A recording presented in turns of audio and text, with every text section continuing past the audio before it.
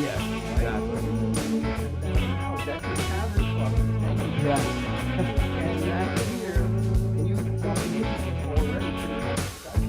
Yeah, see, that was the thing. I wish I could say I planned it that way. But that's just the way it worked out. I recognize that's what I had to do. Mike, I started the live stream already.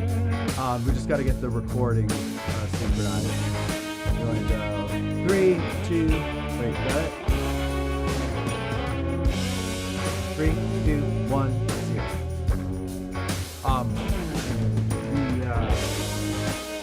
Yeah, I wish I could say it worked out. Yeah. Oh yeah. That's pretty cool. I was just saying to a friend of mine the other day, really talk about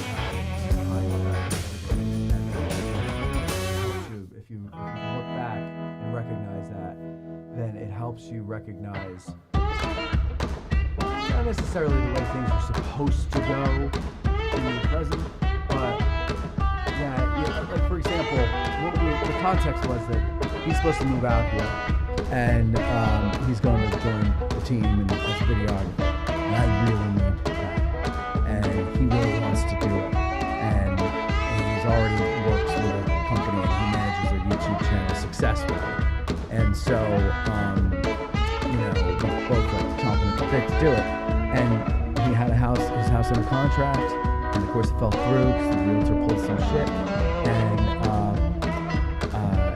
it was a big letdown for both of us, and so now everything's delayed till probably late February, March, right? But then he was saying, he goes, hey, you know what? It's the way it's supposed to go.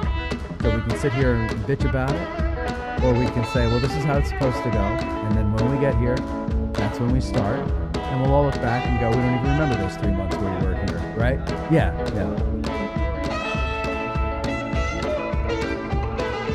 Well, I had to get it in me the hard way. Yeah.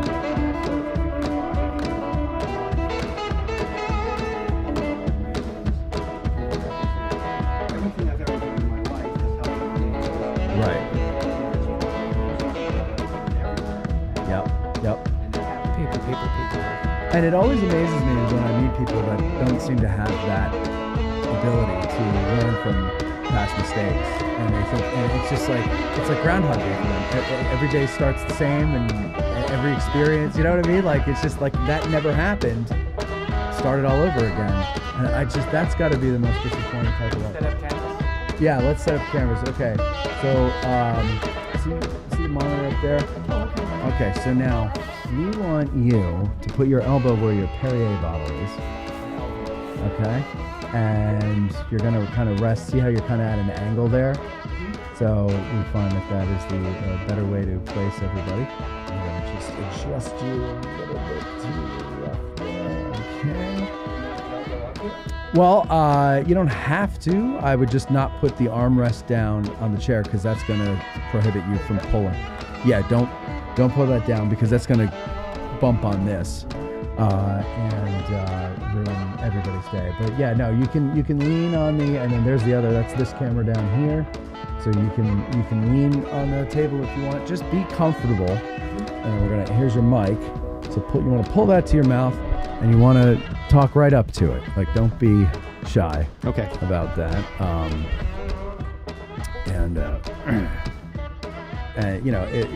Project a little bit if you need to or not. It depends. Everybody's voice is different. But the best foolproof way is to just get right up to it like this and speak. Okay. You can speak at any level. There are your headphones. We'll put those on and we'll adjust the levels for those now. And let's see here. All right. Check. Just got some music. Mikey in the back there. Hey, Mike, how you doing? Hello. All right, let me see. Peter, Matthew. Michael, Matthew. Michael, how are you? Michael, I'm going to give you a little more gain there. Talk now, Mike. Check. 1 2 1 2. This is me speaking from me to you. I got all the rhymes. That was great. Thank you. That was great. Really, really nice. Thank you. You're welcome. A little more compression there. Okay, talk again. This is me talking again because you asked me to talk again. This is the voice that I speak with at this level most of the time, except when I'm crying at home alone. Oh, poor Mike. I know. Oh, Very boy. John Lennon-esque. Yeah. Thank you. So shoot me. Screaming mother. Okay. And then how are your headphone levels, Peter? It sounds fine. It's comfortable. Fine. Okay. Good. All right. And then now I want to make sure I got this right. Your Facebook page is Witness Trees and Artillery. Is that right? So mine is the Gettysburg Witness Trees and Artillery. Yes, Right, that's okay. me. All right.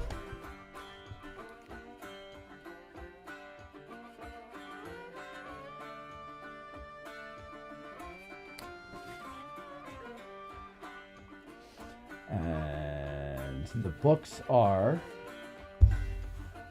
Brought copies for you, but they're the Witness Tree. They're each one is called a field guide to the Witness Trees of. And the first one was Pickett's Charge. Number 2 was Culp's Hill. Number 3, Little Round Top. And did they spell your name right? It's Lukacs. ACS. So Yeah. is it? How do you say it? We just say Lucas. You say Lucas. Yes. Okay. I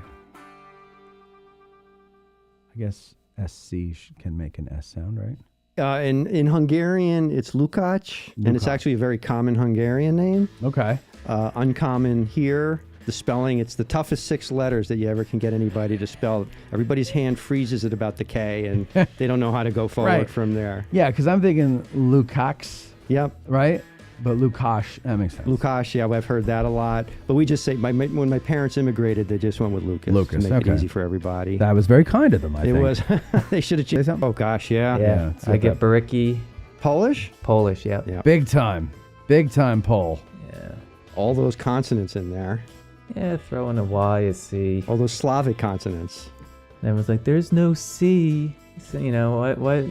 There's no S sound in C. And I'm like, have you ever heard of circus, sir? Yeah. or circle. Circumference? Or Or yes, circle? exactly. Oh, yeah, I didn't think about that. All right. And so the first one you said was Pickett's which- Charge, the green one. Green one. Okay. Pickett. Oh, they're book 1, book 2. There we go. All right. Book 1, book 2. Great. I'll show those on the camera. And Mike, can you go to my camera real quick? I just want to make sure the thing is. Oh, God. How do we fix that?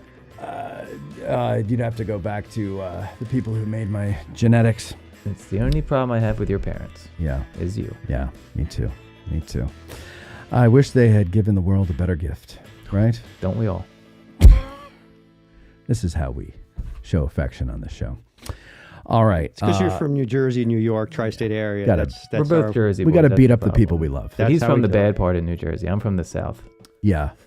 South Camden? What's that? No, Good no. part, Camden? No. No. Yeah. 15 minutes from Camden, but not Camden. Yeah. Camden's his major city. No, Swedesboro is the closest place to where I grew up. Mike, turn the whatchamacallit down a bit. Back here? The monitor, yeah. And then talk. I'm still here. It's this fancy new microphone you put. Yeah, okay. I haven't used it yet with somebody back there, so I just need to make some adjustments. Check. This is me. I'm just speaking to you. I don't know what to talk about at this point, but I hope you can make the adjustments that you need, and I can just keep rambling on about Oh, that was on my mic. Slavic sorry. last names. Hold Yeah, on. Beritsky's it's not an easy one. You know, Beritsky, Baraki, Barchaki. The nice thing was, and I'm sure same for Peter, back before caller ID, you always knew it was a telemarketer because they didn't know how to say your last name. Ah, yes. Yes. Is Mr. Barajaki there? Nope. Now you know it's a telemarketer because they have that annoying sound but right before they pick up, the it's little like beep. bloop. Yeah. That little bloop. I wonder if they have to do that by law to give us a warning Oh, it's a good question. because they all have it. Yeah, they do. It makes that same noise, that bloop. I think it's because they're dialing thousands of numbers at the same time, And it only goes to one of those representatives when someone picks up. I think that's what Yes, sound that is exactly what that is. I used to work in a call center, and that's exactly what that is. You guys still pick up your phones? I do sometimes because if I'm in a bad mood, I need to yell at somebody, I'll take it out on them. From the guy that doesn't know what streaming is. I mean, come on. The only reason I ever got a cell phone was because of my work, where I realized when I was on the road that I actually need to reach my clients and be able to say things to them like, my favorite was, I'm calling from outside your home. I can't come in and ring the doorbell because there's a skunk on your front stoop. That actually happened. I believe skunks are no joke. Yeah, especially during the day. It was during the daytime. Oh, yeah, you don't want that. That's not good. All right, let's get ready to start there. So we're live on our Patreon. So, and then whatnot. And so that means, 4 people might see it all day long. And then probably some more later. But then eventually I'll take the recording of this and put it out for free on YouTube. Oh, okay. Yeah. All right. So can you just give me a quick idea about, how long do you think this is do you expect this to go about? Do you have a sense, or do we just make it up as we go along? Depends on how interesting you are, Peter. Yeah. I'll call my wife and tell her I'll be home in 10 minutes. No, usually they go at least an hour, 45 minutes to an hour. Okay. Now that's rare. Usually they go, I said usually first, and it's not. We shoot for 45 to an hour. Mm-hmm. Sometimes, most times we go an hour and a half, sometimes even 2. But it really just depends on when the story runs out. There's some things you can go on and on about forever. There's other things where it's like, well, this is all we've got, Yes, that's it, right? If you've got a finite topic like we have here, yeah, it may not go for 2 hours. No, it may not. And that's fine if it doesn't, because as long as you have a beginning, a middle, and an end, and it's, engaging, that's all we care about. So, all right. Are we almost ready there, Mikey? Or are you ready? I was born ready. You were born ready. Okay. If anybody's watching on Patreon, I'll put this in the, whatchamacallit here, 420-1978. We are, oops, hold on a second. 717. Why is it doing that? Because God hates you. 717. Number line 717 420-1978. The phone number. Okay. So that's the phone number there. If anybody comes in and they want to call, we're talking about, I wanted to say patriot trees, and I knew that wasn't the right word. Witness trees. Okay. Let me get the music off here. Where is it? It's up here. God, you take a few weeks off and you get rusty. You want me to fade to black and come back? Yes, please. All right. So yeah, so just be yourself. You got a great radio voice, by Thank the you. way. Thank you. Yeah. Thank you. Don't give him an ego. Please.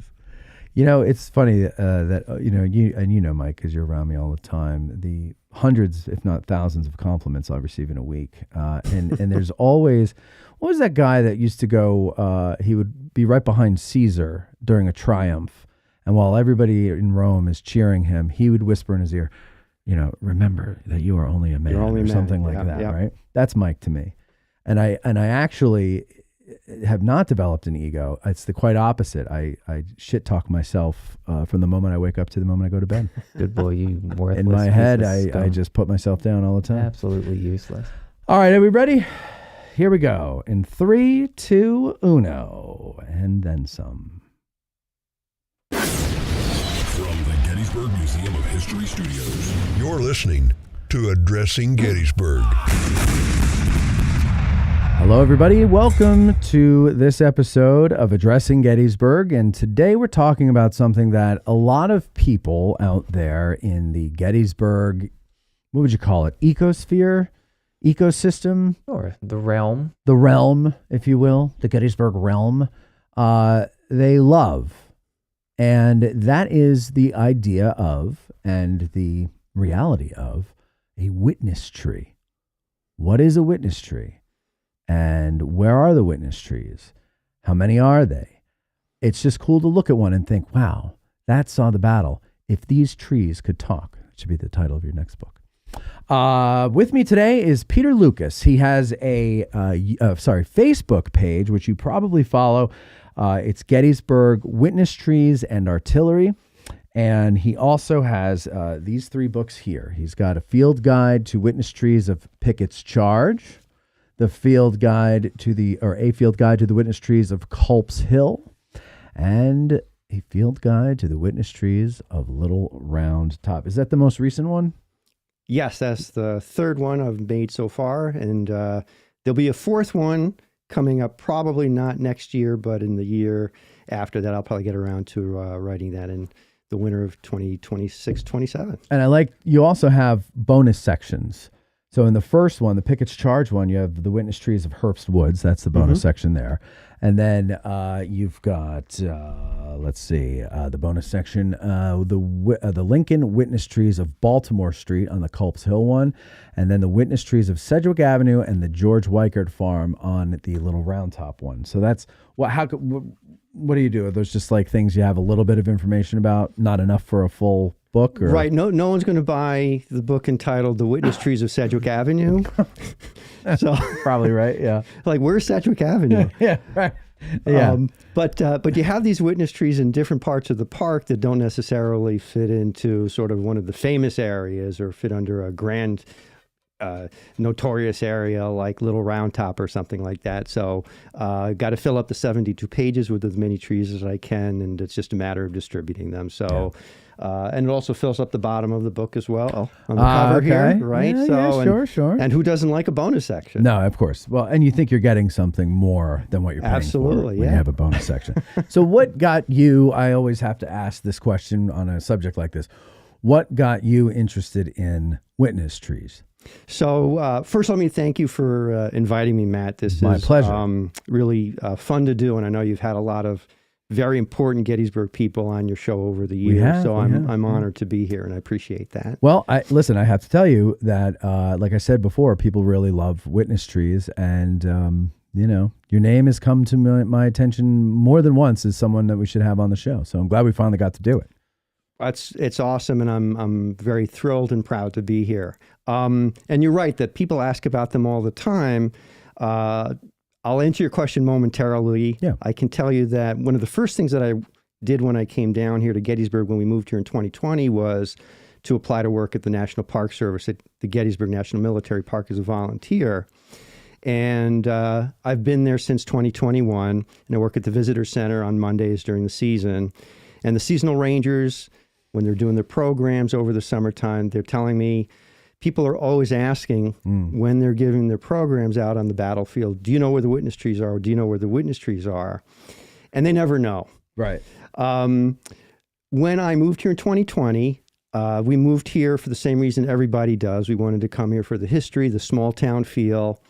And I started working at the National Park Service, and I had this idea. I think I knew about the concept of witness trees, and I remember asking a couple of the rangers at the park, how many witness trees do you think there are? And the answer at the time was maybe 12, maybe 10, maybe 17. So nobody knew.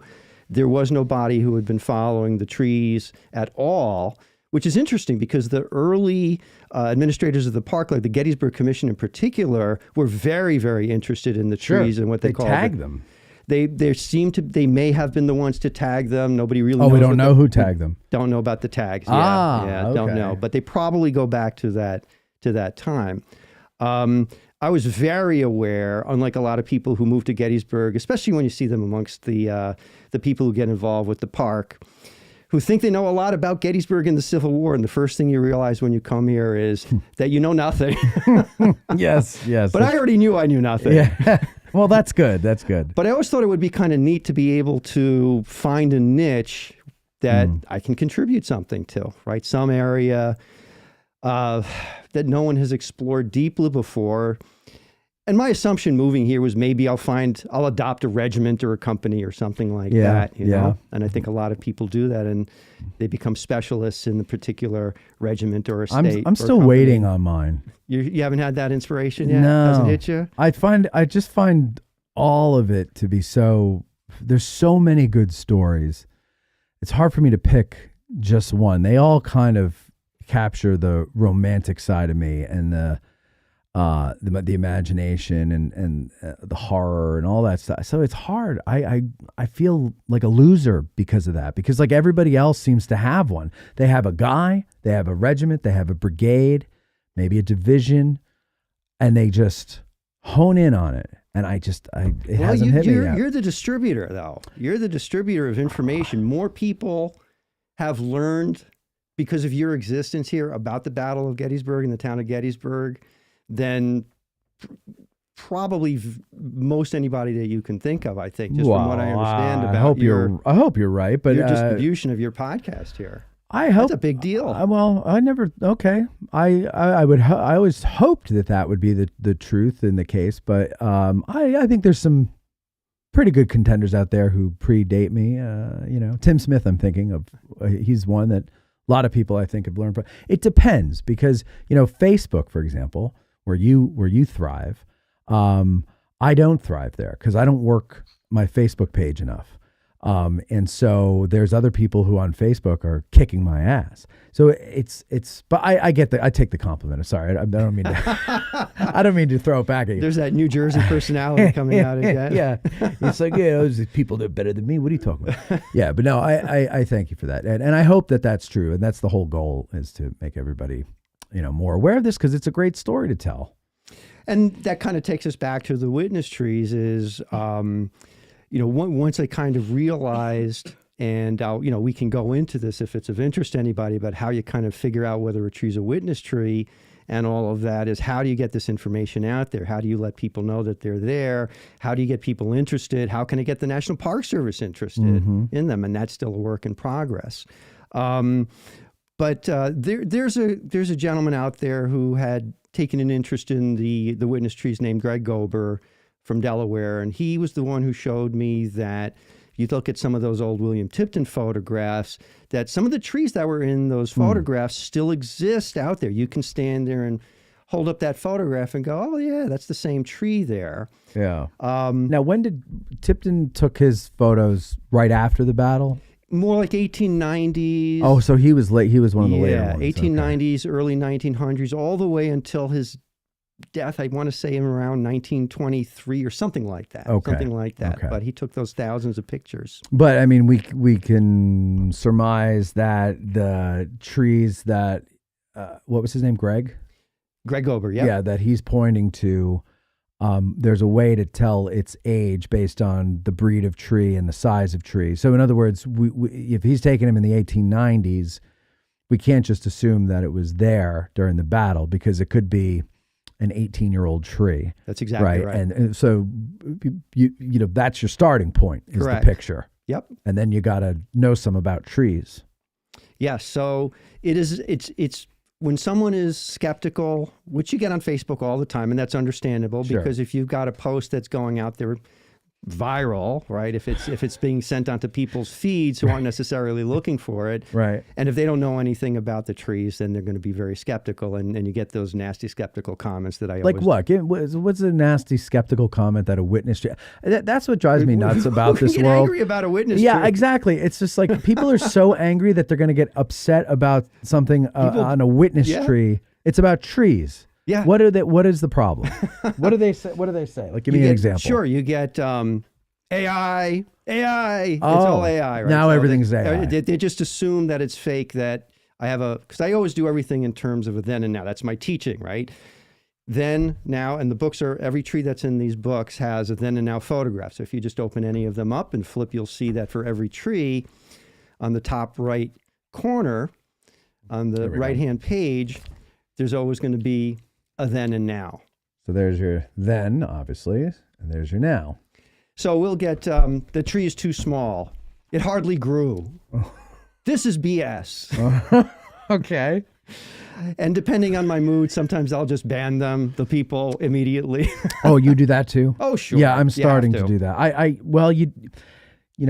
learned that technique from Gary Edelman. That's what he does. And I was like, well, I mean, I said, I don't want to do that, because I'll entertain any opinion.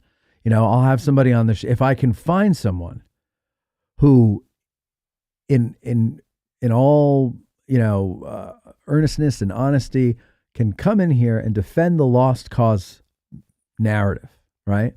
I would have them on the show to defend it. So far, nobody can do it. They try to in the comments, and then they get eaten up by people who actually know anything, and it never works, right? But it's always open. I'm always open to that.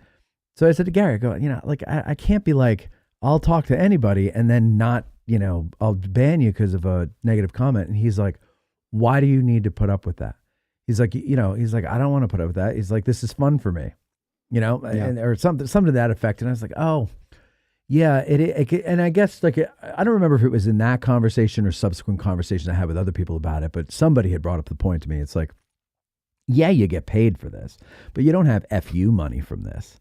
You know what I mean? Like, you're not impervious to nasty comments because you can go like Scrooge McDuck and dive into your vault full of gold coins and just, bask in it, right? Like, there's nothing, you still have to put up with it. You still have a normal life with all the irregular aggravations. You go, well, so why do you want that? And so now I've started, I'll give people 3 strikes. 3 strikes, you're an asshole, you're gone. And I ban you. So that's it. Yeah, it depends on the meanness of the comment and the thought behind it. There's lots of people, of course, who have an instinctive need to comment on stuff they don't know anything about. Oh yeah, my favorite types. And every Facebook page has rules that you're supposed to follow that nobody knows what they are. But I think I've got 3 rules dedicated to disagreement is fine, but please explain yourself, or make it a conversation. But if you just type in there no, your comment's going to be deleted. Yeah. If you say this is BS and you spell it out, then you've earned yourself a ban. And I don't have time for that. I have no time to engage with people like that, and none of us really do. Well, that's the thing. Like, this isn't your full-time job. You have a real job, right? This is a hobby, and hobbies are to be enjoyed. And so you're taking away your joy. But they're taking away your joy, but with that. Yeah. And so I don't blame you. And the joy of all your other viewers who are looking through the comments. Yes. And I don't want anything on there to take away from the pleasure and enjoyment of a community of people, even though it's online and virtual, but still you're sharing something that you are enjoying looking at together. And if they, comments are great and it shows engagement, and Facebook loves that and it helps make your posts viral. But I don't like reading negative comments. It affects me badly, whether it's my post or somebody else's post or somebody else's page. Yeah. I kind of, and not to turn this into a show about comments, but like I kind of learned to laugh at them because they, and I say this a lot, like they tell you more about the commenter than you. And so I tend to, laugh at them. I'll sometimes answer them with a thumbs up emoji, or I'll just say, okay, or thank you for help with the algorithm, because their whole goal is to rain on my parade.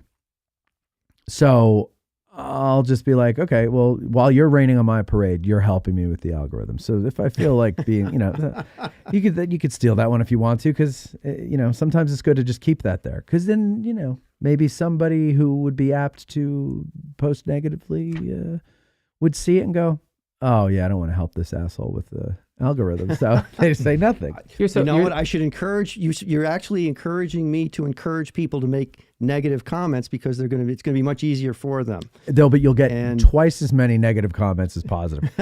Most people, when they have something positive in reaction to your post, they'll just hit like or love or something, or laugh or whatever. They don't comment.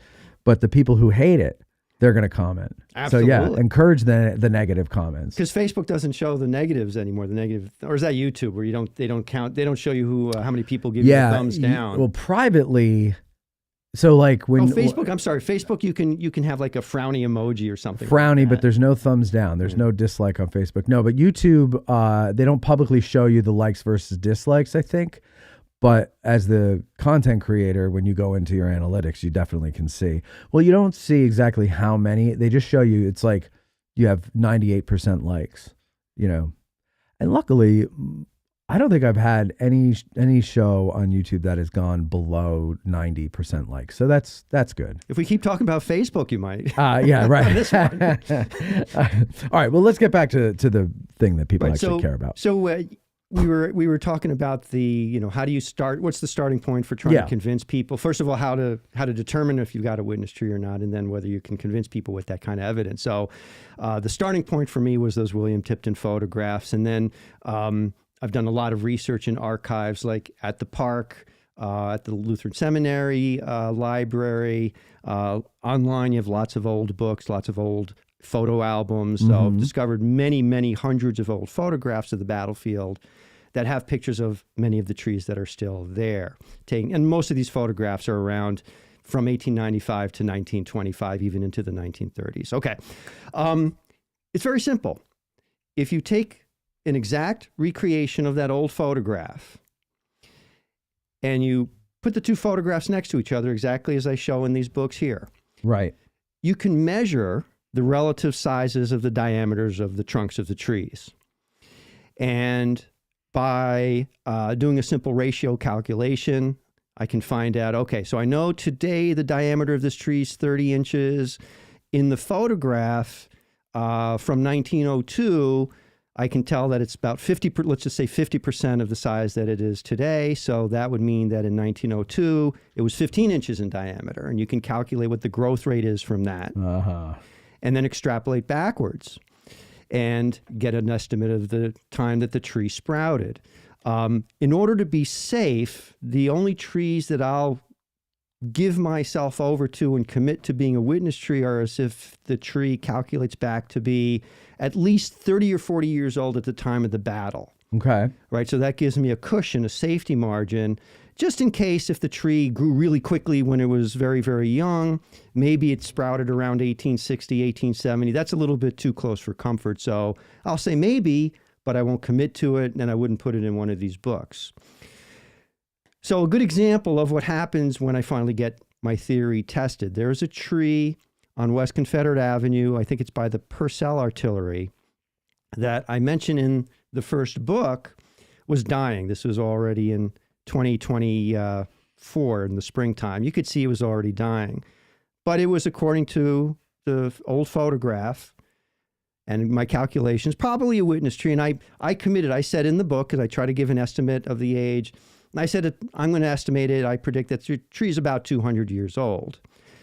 By that fall, after I had printed and released the book that had my committed number of years on there, 200 years that I predicted for this white oak tree on West Confederate Avenue, the Park Service took it down because it had died. And they'll always take the dead trees down that are near the major roads because you don't want them falling on people. And so very nervously, I had to go there and all right, I got to count the rings on this. This is my theory being put to the test. And started counting the rings, and I got about 205 rings on it. Okay. And so I'm like, holy cow, my method works. Yeah, you were right. And since that time, or really since, I would say 2022, 2023, I'd say about 2 to 3 dozen, maybe 30 of these old white oak trees. That's the most common species. They're very, very slow growing. White oak trees are very slow growing, the slowest of the oak trees.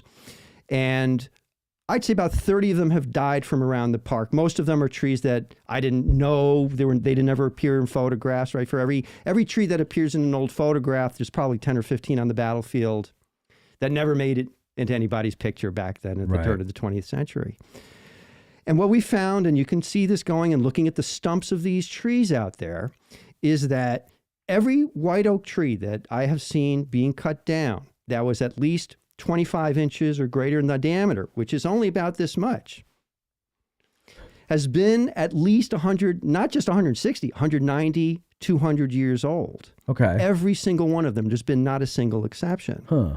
And these trees, the white oaks, we found them to grow as slowly when they're initially sprouting and born. In those first 5 years, they're growing just as slowly as they are in their last 5 years. It just doesn't vary very much from year to year. And so because of that reason, we can say very, very safely that if I can calculate a tree to be about 200 years old, it's 99% certainty, we'll say, right? So there's no 100%, but 99%. So that's the quick version of how we figure these things out and how we can confidently assume and say and commit to having a tree and say to everybody, yes, this is a witness tree. You can trust me on this. Well, so some of the pictures I'm noticing in here, they're by a battery, like on Confederate Avenue, right? They're by a battery.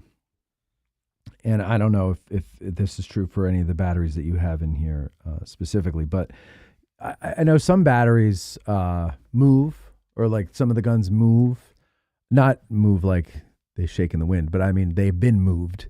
I know at least I'm pretty certain there used to be 2 Whitworths on Confederate Avenue, and there are none now. And the Whitworths are only up on Oak Hill now, if I'm not mistaken. Yeah, they were right behind that stone wall, Matt, just as you turn on there from Fairfield Road. Yes. Right, the Hardaway Artillery. Right, yeah. Right on the right when you turn in off. Right across from the Schultz house. No, a little further down Red across Patch? from the Red Patch house. Yeah. Okay. So they're not there anymore. I don't know. What did they do? Do you know what they did with those? Well, it's very interesting that you ask about that. I had been told by someone who would know at the park that the 2 that were behind the stone wall on West Confederate Avenue are now in storage. However, very recently, I mean, like in the last couple of weeks, do you know licensed battlefield guy Tim Fulmer? I don't know if you've ever. I know had the him. name. I've never met him. Yeah, he has a channel on YouTube and he does videos with then and now photographs. I've seen a few of them. And he decided to do some investigating, studying the old photographs of the Whitworths, and he determined, and he just did this in the last couple of weeks, but he's determined, based on some evidence that he's found on some of the features that you can see on the cannon and not, that he thinks that it was the 2 that were behind West Confederate Avenue on the wall, behind the wall there, that were the ones that were moved to Oak Hill. Yeah. And the ones from Oak Hill then were taken away and put into storage. Oh, that's interesting. So I've been meaning to follow up with Tim to ask him, did you get the chance to actually did you actually see the old cannon that are in the storage, and how are you able to compare them and get that a little bit more detail from him about that? Yeah, that's interesting. So why would they move them and remove the other? I guess they weren't in good shape or something? Nobody knows. That was back around 1970, and all those people are long gone who know anything about that. Well, so still, like, so you've got the placement of guns, you've got the placement of those. I don't know if there's a proper name for them, but the little piles of the shell pyramids. The shell pyramids. That's right. And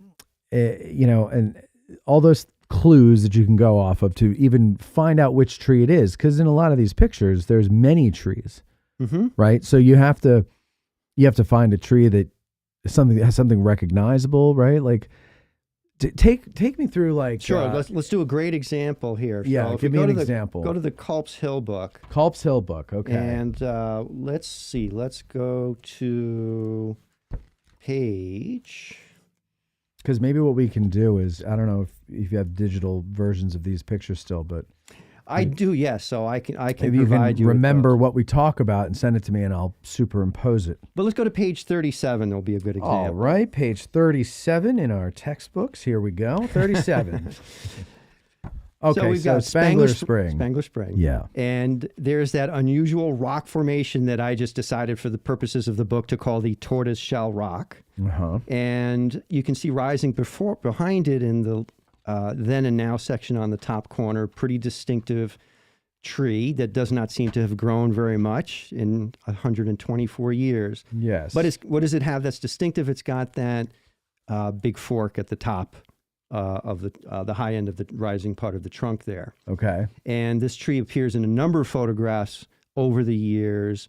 But this is something that makes it easy to identify, right? So you find the rock. Yeah. So you got the spring font or whatever that is. What is that called? Grotto? Whatever. Just call it a spring. We'll call it the spring. Yeah. All right. So it's the Spangler Spring thing. And then in the original picture in the background, you see a boulder. And that boulder is still there today in the modern. So you start with the spring, go to the boulder. Now, this tree that is in question is right behind the boulder. And so that's what you're just, it's like step by step. You got to start with one thing and go to the other and find correlations or matches. You pretty much need to have something else in existence in relation to the tree itself so that you know exactly what you're looking at and where you are and you're standing in the right place. So something like this is very, very easy, and that tree is quite distinctive. It's a white oak tree, and it is very distinctive because of the way the trunk breaks up into two separate stems up there near the top.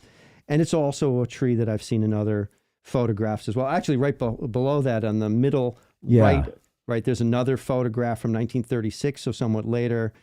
And you kind of learn over time by kind of staring at these photographs for hundreds and hundreds of hours to get good at being able to pick out things. It's like doing Where's Waldo. Yeah. Right? In the beginning, you're completely lost, but you train yourself, or with doing crossword puzzles.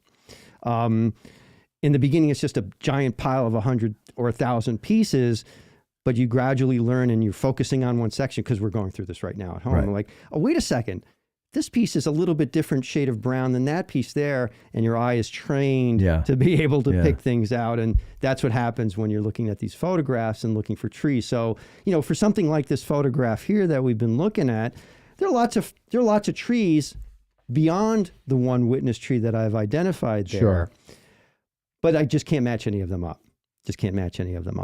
So, so the Harvest of Death photo, right? Are you familiar with that? Years ago, Scott Hartwig wrote an article on it, and he theorizes that was taking place out on McPherson's Ridge, somewhere in the area of Biddle's Brigade, or where Biddle's Brigade fought. There's two angles of the shot, and he gives his reasons as to why he thinks it is there, and points out things that, correlate to parts of the battlefield we know today or whatever. Years ago, my friend and I took the article and we pulled up on his laptop a high-res version of the two photos, and we went out to the spot, and, we're like, and we brought a camera too. And we're trying to match it up, and we're taking, and as we're doing it, I go, well, I wonder if the grade of the road is different. Like the height of did they add to it to make the road, or did they cut down to make the road? Because that's going to change things too. And then as we're going a little further, I go, well, in the camera, that doesn't look right. Like that, I feel like it's not here by the monuments. I feel like it's further there by McPherson's Woods. So we went over there, and then things started working a little better, right? But then I realized the cameras back then had different focal lengths than the ones do today. So I'm using I forgot if it was a 24 millimeter or a 35 millimeter on a full frame camera, but I don't know what they had back then. I know they had weird millimeters, it was 265.5 millimeter, just weird numbers, right? So I go, well, wait, and I know enough about photography to know that the focal length of your lens distorts in different ways the image. So you have one of those long lenses, it compresses everything in the image, right? And so I guess my question is, do you have to take that into consideration when you're trying to match these things up? Is, the way our cameras today see it, the way cameras back then see it, how does that all work? So the short answer is, I don't have to. I've found that it just doesn't really make a difference. One thing that I did discover working with the William Tipton photographs is that his photographs are taken from a lot of times, I think, taken from further back than you think they are. And they're cropped. So somehow they're cropped. And the way I discovered that. So he cropped them, or I think that since then they've been cropped? I think he cropped them, perhaps. Oh, interesting. Okay. But they're taken from further back. And the way I realized that is that, if you have three objects, one behind the other, right, they're going to be a certain proportion of size to each other. And I've discovered that I think I'm standing where he's standing, but the proportions aren't right. And I have to keep going further and further back, 20, 30, 40 feet behind. And then I take the photograph Maybe it's my camera that's the bad camera, that's the bad guy here, right? Maybe my camera's the one that's distorting it. Luckily for me, I only have one goal here, is can I capture the witness tree and have it be in reasonable proportion to the modern photograph, or between the two photographs, can I match them up evenly? Right. So luckily, once I'm able to reasonably have the two photographs, the old one and the new one, be in a reasonably equal sizing and proportions and ratio to each other, and more or less be shown to be taken in the same place, or at least cropped to be the same way, and everything's where it's supposed to be, and everything matches up. All I'm really interested in is, what's the diameter of the tree in my photograph? And I take my little ruler out and blow it up, right? Expand it on my computer screen, put my ruler up there. Okay, that's on this image here. It's 26.5 millimeters. On this one here, it's 14.8 millimeters. Get my calculator out, and I'm off and running. And so there's some math involved. There's a lot of math involved. See, I can never get into this now. That puts me above and beyond. I know a lot of people, and people get nervous about math, and because I tutor math and teach math, I know how nervous people get about that. So that's my little advantage there. Well, it's you know what it is? It's just knowing what formula to use to figure out what I'm trying to do. That's the problem I have. Yeah, I forget formulas. And conception. Yeah, you got the circumference formula. Forgot it all. Yeah, you got to divide by pi to get the diameter. I love pie. Pie's Personally, delicious. I love pie. Yeah, blueberry, like cherry. I'm an apple guy. Apple, really? Yeah. Don't give me that. I can eat 3.14 slices easily. So repeating. So so you yeah, I know, but it makes sense though. Like that math is really probably the only way that you're going to be able to come close to a definitive answer is by employing math, unfortunately. Correct. There's a scientific way that can be done. You can hire a professional who can drill a hole I think it's called an incremental bore. And right, they can pull out a little. I was gonna like a core sample. A core sample, like it looks like a little flute, right? Yeah. But basically, you can count the rings on that. The park won't let you do that. But then the National Park Service isn't going to be interested in doing that. They're certainly not going to let anybody touch the trees. So do you get any pushback from them? Because I know they don't seem to like pointing out things that are kind of off the beaten path for people to go and look at. And, you know, I hate to admit it, but with the recent vandalism of the fossils on the bridge, the one fossil, and then they took the other one off to protect it from some jackass going and doing it again. You know, you can't have any fun anymore, right? Because like these people ruin it, not the park, but the tourists. It feels like it, doesn't it? Yeah. And so, like, are they kind of like, I wish you wouldn't do this because it's attracting attention to things that people would otherwise breeze by? I worried about that in the beginning, but what I have found, so we got to think of the Park Service's two halves here. You have the rangers and the volunteers, who are the people who deal with the public directly. And they're very happy to know about the witness trees because now they can answer questions about them. They can direct them to a website. They can direct them to books that they can buy. And that probably in its own way may be the most rewarding part of this entire project of mine, was because I had people like Troy Harmon and all those other, guys that know everything about the park and the battle, and their knowledge is intimidating. And that's one of the great things about being a volunteer is when it's slow, I can turn to Carlton Smith and I say, hey, Carlton, I have this question, and I get a free 30-minute lecture on the Battle of Gettysburg from one of the world's experts about it. But I got to convince these people about the witness trees. I showed them these photographs. I bothered them with the then and nows. And now it's reached a point where it's pretty much well accepted around the battlefield and the Park Service, that you've got these hundreds and hundreds of trees and more around there. Nobody can really know how many there are. So it's been great to be able to persuade them. And so you have those people there. And since they're not working, these people whose job it is to work with the public and do research, they're not thinking about, well, do I need to protect the park in some way? And then you have the administration. Right. It's more their job to worry. Oh, crap, there's been more vandalism. How do we respond to this? And they're working with district over there in Philadelphia. How does the Park Service overall respond to this kind of thing? Do we need to make any changes in policy? That's their worry. And I don't, they're not going to put signs out. They're not going to identify the witness trees.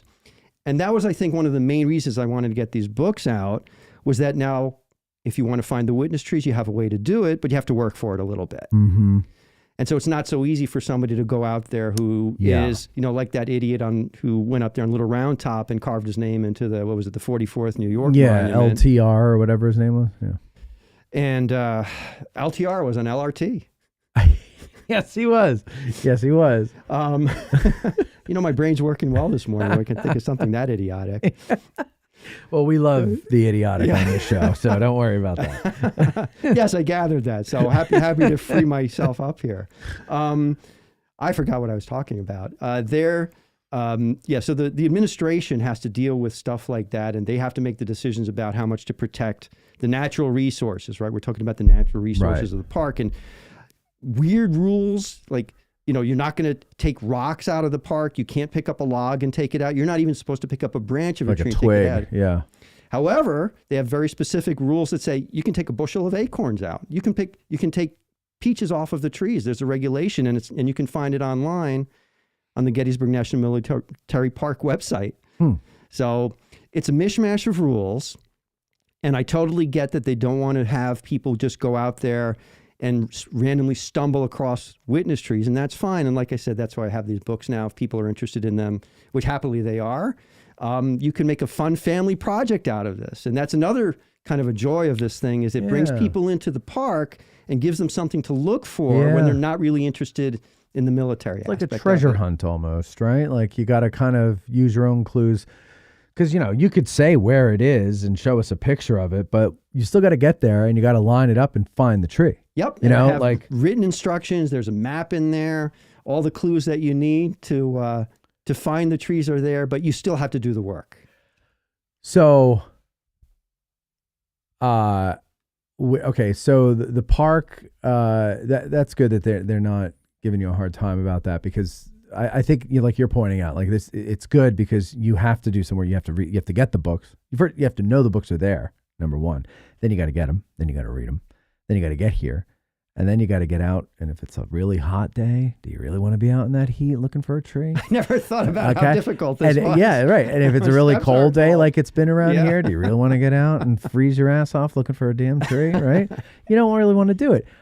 So it's just nice to know that they're there, and then maybe one day I'll happen upon it or whatever, whatever. So the chances of somebody going out there and doing, and then what are they going to do? Chop it down and drag it out? You know what I mean? Like, so okay, I guess that makes more sense. What about like in the Little Round Top book? There's a picture. I didn't read the caption yet, but there's a picture of a tree that looks like it's been cut. Is that a witness tree that they cut down? Yeah, so that goes back to another interesting witness tree story. This was at the beginning of the process of the restoration of Little Round Top. I think it was that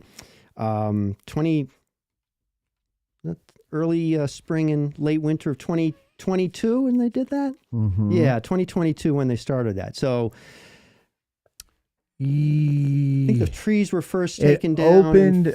You know what? Keep talking. Yeah. I will find out. I will find the video of the opening. 2025 was already a year. Yeah, so I'm pretty sure it opened in June of 2024. So correct. It must have been June 24th, 2024, and it closed in July of 2023. Right. So almost a year. No. Oh, yes. Yes, it was. Yeah, it was 2 years. You're right. Right, Mike? Yeah, it was 2. It was just shy of 2 years. Whatever you want it to be, Matt. You told me to tell I want it to be a decade. No, it was just shy of 2 years. Yeah. You're right. It took a decade to get it going. It did. It did. To get the project going. Because they told us that the original plans for the restoration went back, actually, I think 13, 14 years before they actually began it, like early as 2010. They already had plans for the restoration, but it took 15 years for it all to come together. Yeah. So the original plans, they're doing all these things. They're expanding parking. They wanted to put more bus parking on Little Round Top at the summit, or actually originally down the north slope of it. So they were going to clear away a whole bunch of trees there and put a parking area there for the buses.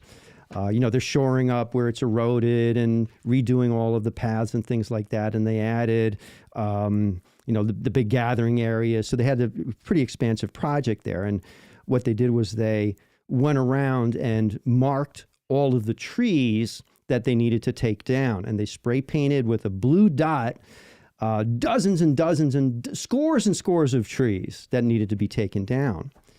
And when they realized that the human footprint was going to be too large, going with the original plan, and this was something that was explained to all of us by Jason Martz, who's the communications director down there. They scaled the plans back, and by doing that, they were able to save a lot of the trees.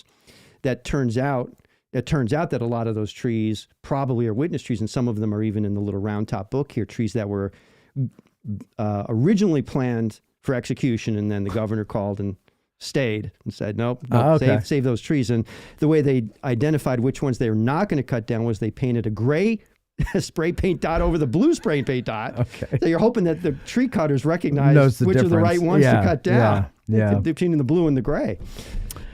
So then there were maybe a couple that got chopped, but most of them were saved. So some of them were saved. Now, here's what's interesting is it turns out that the National Park Service submitted, they had the contractors who took down the trees cut what they call a cookie. It's just like a cross section of every tree that they cut down, every single one, and they sent it to a lab somewhere in Pennsylvania. And they actually went to the trouble of counting the rings on every single tree that was cut down. Okay. Which is an amazing thing that somebody decided to do. And I don't know who made that decision, but we're very grateful that they did that because it added an infinite amount of information.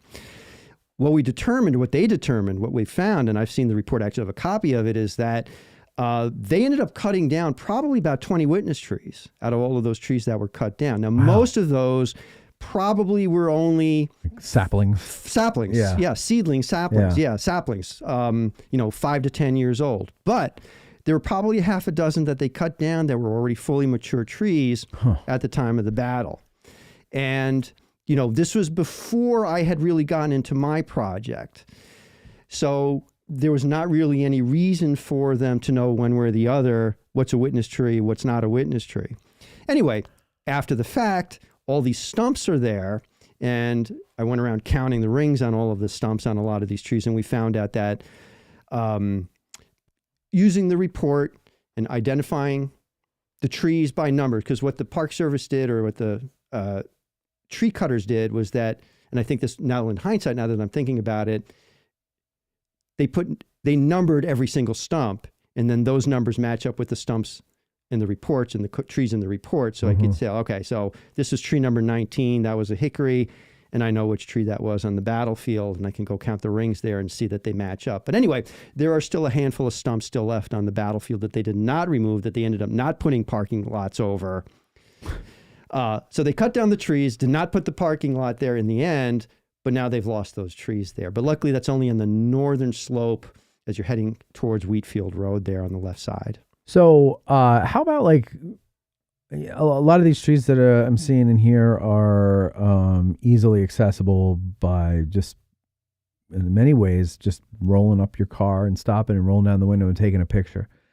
Do you go into the woods and find stuff? And if so, why? And if so, how do you find them? That's got to be a needle in a haystack type of thing, isn't it? Again, I'm going by the photographs strictly. Okay. You can go into any wood lot and walk through the woods. And again, it's one of those things that just over time with practice, your eye gets really good. Oh, there's a big white oak tree. Yeah. It's 35 inches in diameter. Yeah, that's a 99. I don't even have to, find evidence for that. That's going to be a witness tree there. But what is William Tipton taking photographs of? He's not taking photographs of the forest. He's taking photographs of the monuments. The park, yeah. And the park itself and the roads and construction that's being done. And so as a result, and the artillery, right? So as a result, the trees that he's taking pictures of by accident are there right next to the monuments. So that's why, again, it's just a fortuitous idea here, a fortuitous thing that pretty much all the trees that I'm working with here and presenting to the world as witness trees, they're visible and accessible from the road, and you don't have to go into the woods to find them. How about do you use any of the other any Matthew Brady photos or do you? Sure. Yeah. Okay. Yeah. There are a couple of trees that have interesting stories from the Matthew Brady photos. In the Culp's Hill book, I have a page that talks about the photograph that he took at the top of Culp's Hill. It's a pretty well-known photograph where he has two of his assistants, or two people are sitting on a flat rock, and they're facing right. They're facing east. They're sitting right behind where the trenches were. Yep.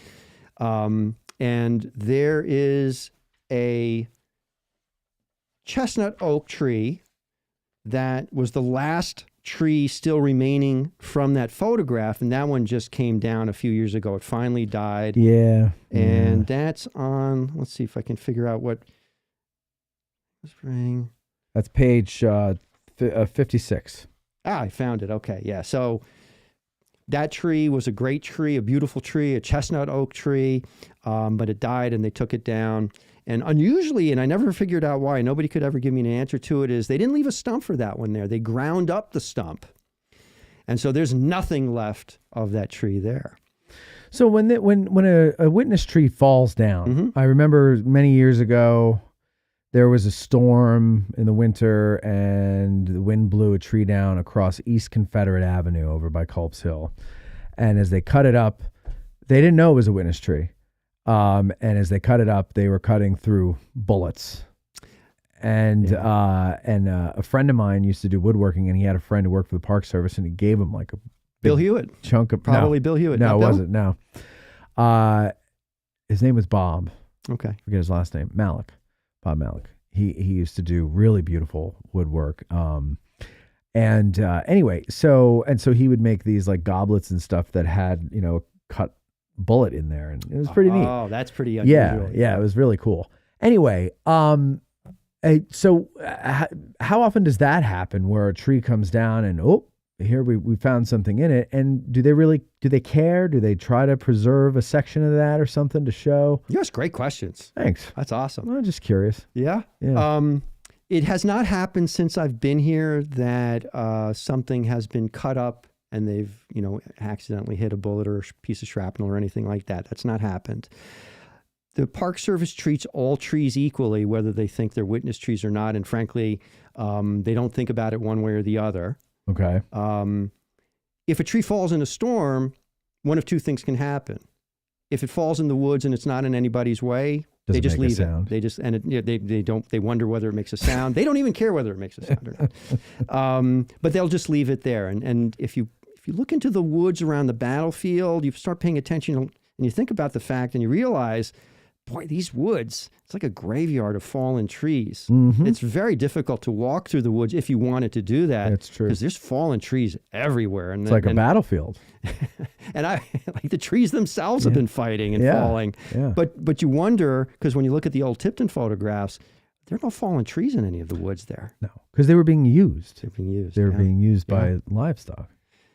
Yeah. And if there was a tree that fell, they'd take it and chop it up for firewood. They'd have or there was a use for something. it. Yeah. And then you mentioned the livestock eating all the undergrowth, and so all those old photographs taken around the turn of the 20th century of the woods on Gettysburg, these beautiful clear vistas where you can see deeply through the woods. Yeah. But that also helps you understand. And now we're getting something that's not my field, but you can understand how you can fight in woods. Yes.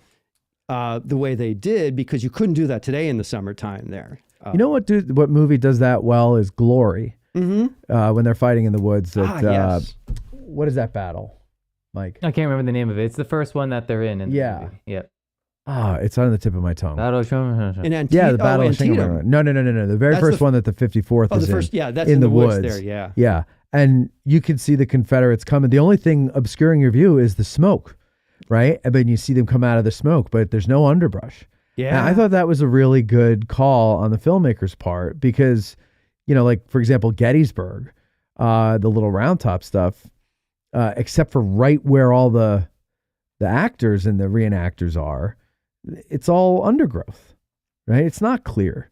So, but it probably would have been clear. Well, actually, I don't know, because that side of Little Round Top was not owned by the same guy who cleared the west side of it. if I'm not mistaken. I think that's correct. Yeah. So he probably didn't let his cattle graze in the other generally guy's property. speaking, Matt, the thing was the trees were much more mature, which is going to keep out the undergrowth from letting all those little ones grow as well. So that's another big factor. Because they're blocking the sun. Yes. Yeah.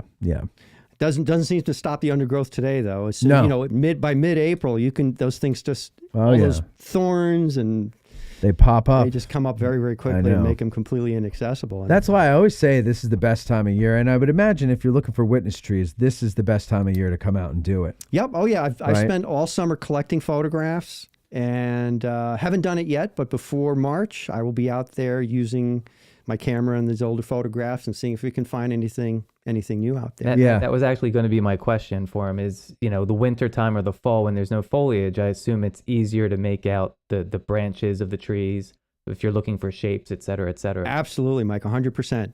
100%, much easier to do. When there's leaves on the trees, very, very difficult to identify them. What he was thinking, but so many of these photographs that he took are in the winter, and that's something that made it much, That is much easier interesting today. because I wonder. Well, he had was it him? Yeah, he had the studio down or the little thing down at Little Round Top, right? So he's probably too busy during the tourist season. So like the rest of us, he has to do all of his stuff in the winter. This makes perfect sense. Yeah. Absolutely. He's busy, taking photographs of families in front of Right. Devil's Den and cart to visit, Yeah. photographs. So he's like, well, now I got time in the winter. Although I guess by the time he was doing it, the technology probably changed. But I always thought it was harder to do that, or at least wet plate out in the cold. Like you needed to be a certain temperature or something like that. I don't know either. I don't know. Beyond my very narrow range of knowledge about anything. But we actually haven't finished talking about what the Park Service does with the fallen trees. Yes. Because the more interesting question becomes, what about the trees that do fall onto the road? And there's a number of things that can happen. And it kind of, I think, from my, I've got a couple of friends who work in the maintenance department. From what I can tell, I don't think there's any science behind the decision, but sometimes they'll just cut them up and push them back into the woods. Mm-hmm. Other times the Park Service itself will take them, and there's a quarry somewhere in the battlefield where they just dump all the old wood. So is that the quarry in McPherson's Woods? Don't know. Haven't gotten that information yet. Yeah, I don't know. No. It's a dumping ground basically. So that's not a place that any tourist will ever see. A train station like in Yellowstone, the dumping ground where they send the bodies. Bodies, yeah. So here we're putting the corpses of the trees. The trees, yeah. There's a third thing that can happen if you have a dead tree that's standing and hasn't fallen, and they'll call a contractor sometimes. The contractor will come and cut it down, and then they'll take it away, and then they can sell it, chop it up and sell it for firewood. And nowhere in that process does anybody care or think about whether the tree that has fallen is a witness tree or the bullet. Yeah. Never mind the bullets, just is it a witness tree or not? Right. The Park Service's goal is to get the tree out of the way as quickly as possible. Sure. And of course, the contractor is just interested in doing their job and getting home as quickly as possible. Battle of Grimble's Landing, South Carolina, Grant says from Glory. Is that right? Grimbles or Gimbals? Is it? Yeah. Gimbals was where they bought their uniform. Gimbals is where they shopped. That used to be a department store. For those of you who don't get that, the battle. Let me look it up here. Followed by the Battle of Nordstrom's in North Carolina. And Bambergers. Let's see. Grimble's Landing. I am not a robot. Why are you asking if I'm a robot on Google? Grimble's, yeah. Grimble. Yeah, Grimble. Okay. Yeah, all right, Mike. There we go. Thank you, Grant. Thank you for that. Grant's in Australia. A lot of people don't realize we're an international show. And a lot of people don't care. That's like Harrisburg being an international airport because one flight comes in from Montreal. Yeah, exactly. I know. I went to an international airport in Casper, Wyoming, and it had 2 terminals. And I said to the lady who picked us up, I said, how is this an international airport? She's like, well, I think we let the Canadian Air Force use it or something like that. Like it was some weird, something having to do with Canada. Okay, so Mike, you got any more questions for him? Not as of the moment. Now you guys have been kind of checking them off as you go along. All your questions, we've already asked them. All my questions. Well, that's not good. I want to ask a question that you would go, oh, I never thought of that. I'll think of one. Think of one, and then tell me telepathically, and I'll ask it, and then so it you sounds go, like "Oh, you're I never smart thought one. of Take that." my ideas like you usually do. Okay, Exactly. I'll tell Exactly. you. I'll tell you a story that I think is my favorite thing about witness trees on the battlefield. Okay. And it has to do with the John Gibbon tree on Yep. Hancock Okay. Avenue. Yeah. Now, does that mean anything to you? Do you know which tree I'm talking about? I there? do. A part of it fell down a few years ago. Correct. Right. Yeah. Right. So that's a black walnut tree. Right. And so there's a great story about that tree that goes back to 1916. There was a guy called William Storick who was actually hired to be the forester of Gettysburg National Military Park by the Gettysburg Commission. And he had recognized around that time that a lot of what they called the historic trees, which is what we would call the witness trees today, were in trouble. They were dying. And somehow they identified that they were dying from the inside out. The rot on the inside had become so great that they were in trouble, that they were going to die very soon. And the folks running the park let William Storick run with this idea of trying to save these trees, these historic trees that were being hollowed up. Now, how do you save a tree in 1916? You dump concrete in it. You pour concrete in it. That's exactly right. That's exactly right. So you have this incredible series of photographs that William Tipton took of these before and after shots of trees. Here's a big hole in the tree, 1916. Here's 1917. Here it is filled with concrete. And where it was a dark black empty hole in it in 1916, now there's this beautiful white, concrete in it. There were two trees recently left on the battlefield that had the concrete in them. Now, one is the famous God tree on Culp's Hill, and everybody knew about that. And you'll remember. Why do they call it the God tree? No forgot. idea. Okay. Absolutely no idea. I think Charlie Fennell told me once, and I can't remember why now. But go Was ahead. it a poetry thing, like the God of War or Gods of War, something like that? That kind of sounds familiar. Do you know, Mike? Do you know? No, this not one? off the top of my head. I mean, I know the name, but I don't know why either. What good are you today, Mike? God damn. No, I'm just kidding.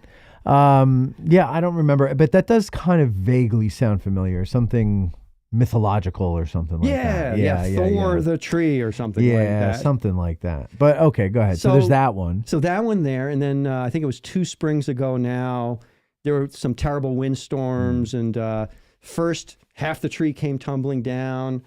Then you had a beautiful view for a couple of years of the concrete tower that was in there supporting it. And again, here's this thing that a human being decided to stick inside of this tree to pour into this tower of concrete in this shell of a tree that's over 160 years old, that was scarred by the battle itself, of which there are photographs taken. Right. It's just unbelievable connection. Well, and obviously the concrete worked because it lasted. It would have fallen down long before that. So I guess we laugh at it, but he was kind of right. It did its job. Anyway, the concrete Same tower. with the one on Culp's Hill. I mean, not Well, that's so the one much we're talking anymore. about, the God tree still. Oh, I thought you were still talking about the God tree. Gibbon Sorry, tree. Sorry, apologize sorry. for that. Yep, so you got the God tree. It's my ADD. So the God tree, we had the concrete tower that came down in a windstorm, and then without the support, then the final half cylinder of tree that was left came tumbling down, and that was the end. Yeah. And an interesting thing I thought that I noticed out going to visit it was it took the National Park Service about 48 hours to remove all of the concrete from Culp's Hill up there, which would have made good souvenirs. I think, that's sell those probably little pieces why. of concrete. Maybe they didn't want people taking it, so they took it themselves, and I have no idea what happened to any of it.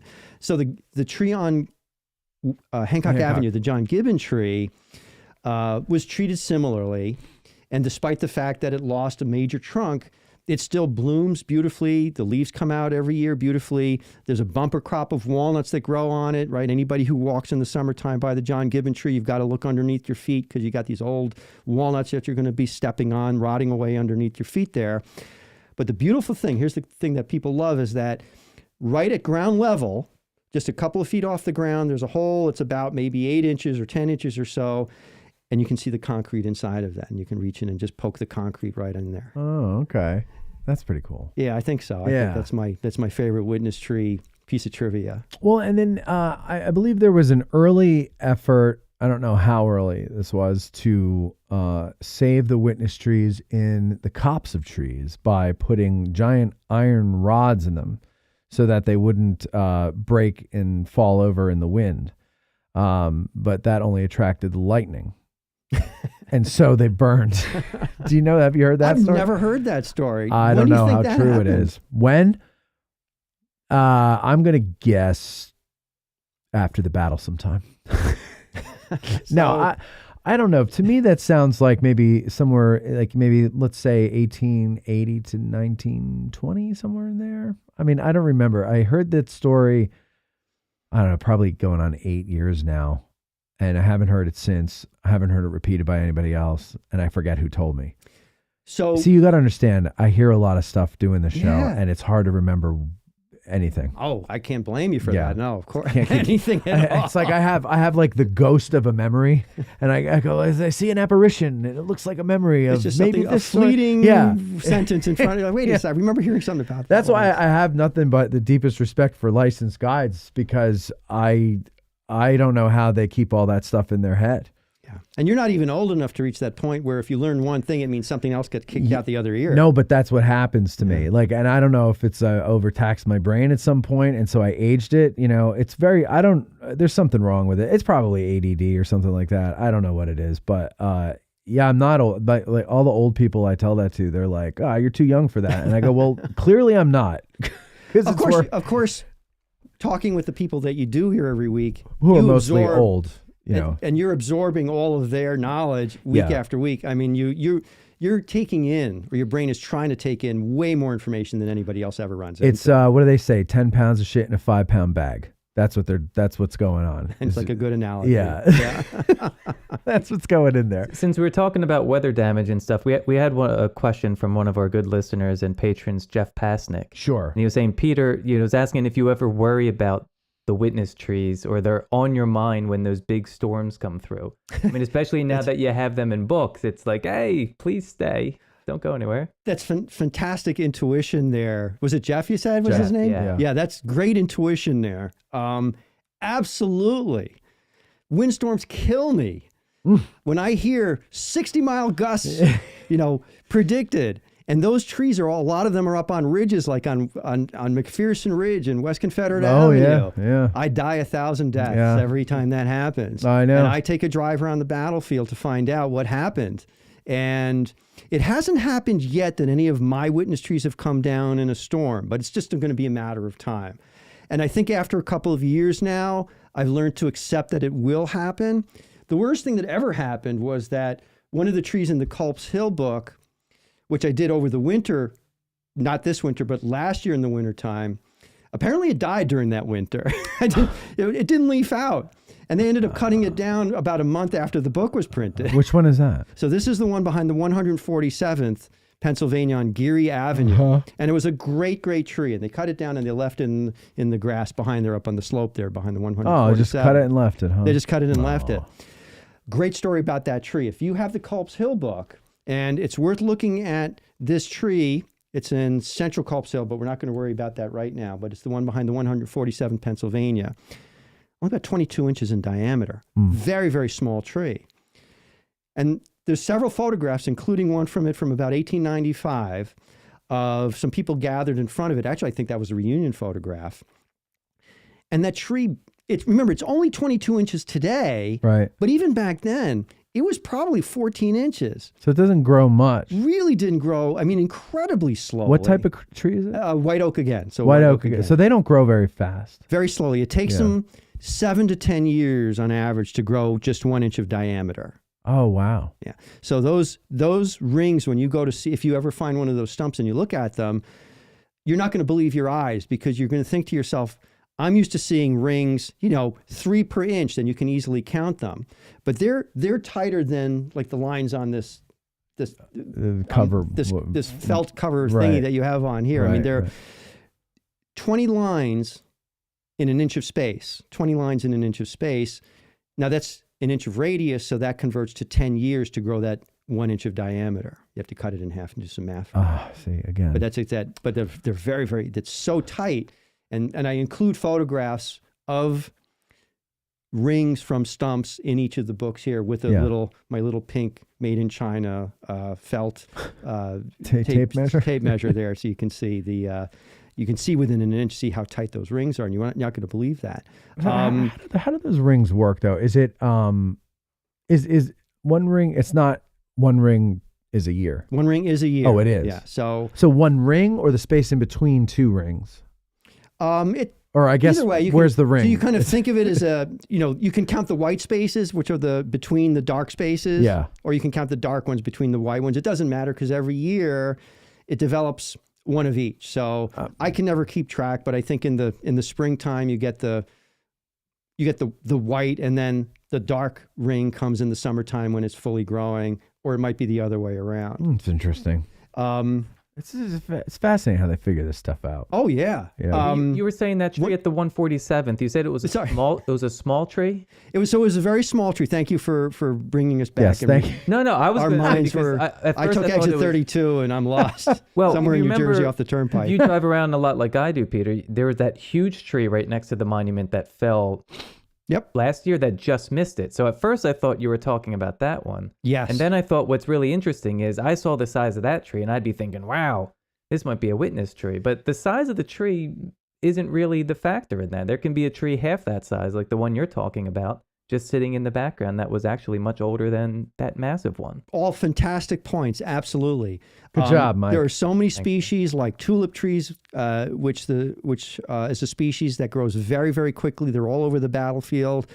I'll see a tulip tree with a 35 or 40 inch diameter.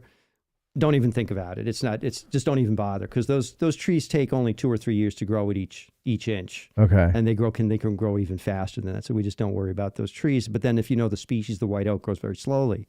So anyway, going back to that 147th tree, the Pennsylvania tree behind Geary Avenue there. So I went back to count the rings on the stump. Now, there was a 2-inch hole in the middle of the tree. It had already started to rot out in the center of it. So it could only really count about 10 inches worth of rings on it. 250 rings within 10 inches there. That tree was taking 14 to 15 years to grow every inch. That means that tree, even though it was only 22 inches in diameter, it dated back to the Revolution. Wow.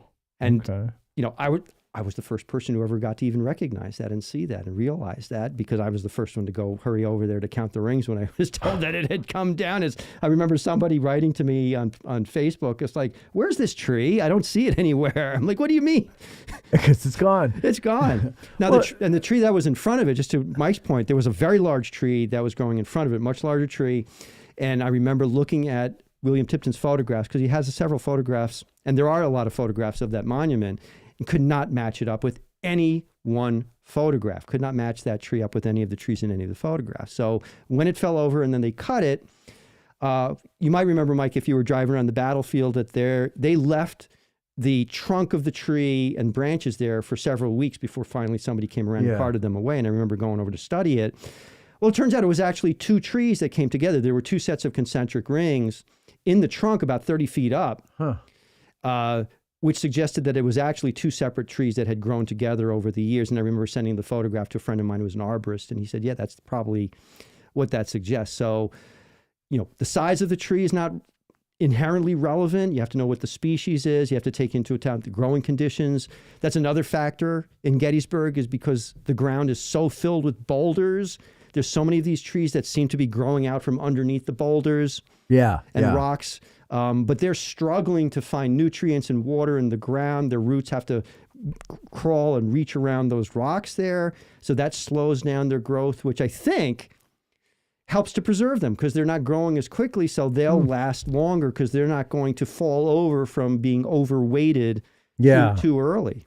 I always wondered too, especially in certain spots, like say right in front of the breastworks on Culp's Hill, the amount of lead that's in that ground, right?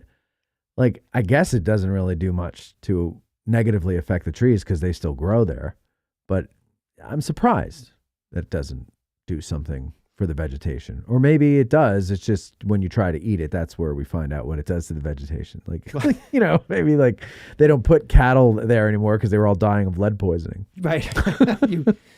A nice piece of filet mignon, and you're like, that's a little chewy. Is that a piece of bone? Right. Holy cow, it's a mini ball. And then you start trying to climb up your walls at night because you think you're a spider or something. What? I would think, I kind of went through this phase where, and I think everybody does, where the way they describe the density of the flying shrapnel and the bullets is how can anything survive that, right? That's always how can what I think. any tree survive that? Yeah. But clearly the evidence, the stumps show that a tree could be 3 or 4 inches or 5 inches in diameter and be right in the middle of one of those hailstorms. Hailstorms? Maelstroms? Maelstroms? Hailstorms? Nordstroms? Nordstroms. They could be right there standing in the middle of Nordstrom's in the ladies' underwear department. Getting sprayed with perfume. Samples of perfume. And survive. And make it. And just like many a husband during the holiday season. Yes. Back in the old days when you shopped in stores. Remember my wife identifying the concept of the husband bench for me. Yes. I'm like, wow, Yeah, great idea. That's why they're in malls. There's benches all over the place. It's not for the women, it's for the men. Yes, indeed. Yes, indeed. We got to get But I always wondered, and I think everybody does, how can anybody survive? But like I said, you've got the evidence is right there that these trees can survive that amazingly. There are videos, of course, for everything on YouTube, including videos of people shooting trees to see what happens. And one of these videos I was watching, and the guy was surprised to find that for a lot of the trees that he was shooting, the bullets would just ricochet right off them. So in other words, it's actually really hard to kill a tree with a bullet. Yeah. Right. So it almost feels like a bullet has to hit it in exactly the right spot, at the right angle, maybe at a notch between where 2 pieces of bark come together in such a way, because those trees are really, really tough. And I do know for a fact that there's been a little bit of metal detection on some trees done. That was another question I had. Yeah, like wouldn't the easiest way to find to find witness trees would just be get one of those metal detector wands or something and just go up around a tree? I mean, I know the park wouldn't condone that, but it would be illegal, man. It would be illegal, yes. But I'm saying for them, like if they ever, because they could do that. Yes. So if they ever wanted to really find out, like, where are all the witness trees, or we suspect that's one, but let's find out for sure. Like the park could certainly give themselves the permission to go and do that. Sure, they do own metal detectors, and one of the great programs of the park here is that when they do an archaeological dig, they happily take volunteers from the public who can come and help them. They did this on Culp's Hill. Yeah. I participated in one a couple of years ago in Herbst Woods, and we were there with the archaeologist, and we're just walking. He goes, "This looks like a nice place. Not too many trees here. Let's do this stretch here that's 50 feet wide." And wonderful couple of hours.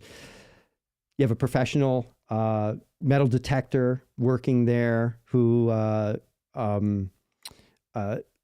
comes volunteer-wise to the park every once in a while, and they'll just help with some metal detecting. And then together with the volunteers and the archaeologists and other people from the park itself, you just start digging, and they help you learn how to do it, and it's very, very cool. So you were part of the dig on Culp's Hill? No, on Herbst Woods. Herbst Woods, sorry. Yeah. When was that? I know you just said it. A year ago, March, actually. A year ago? So okay. almost 2 years ago. I didn't hear about that, yeah. No, but it wasn't publicized. Okay.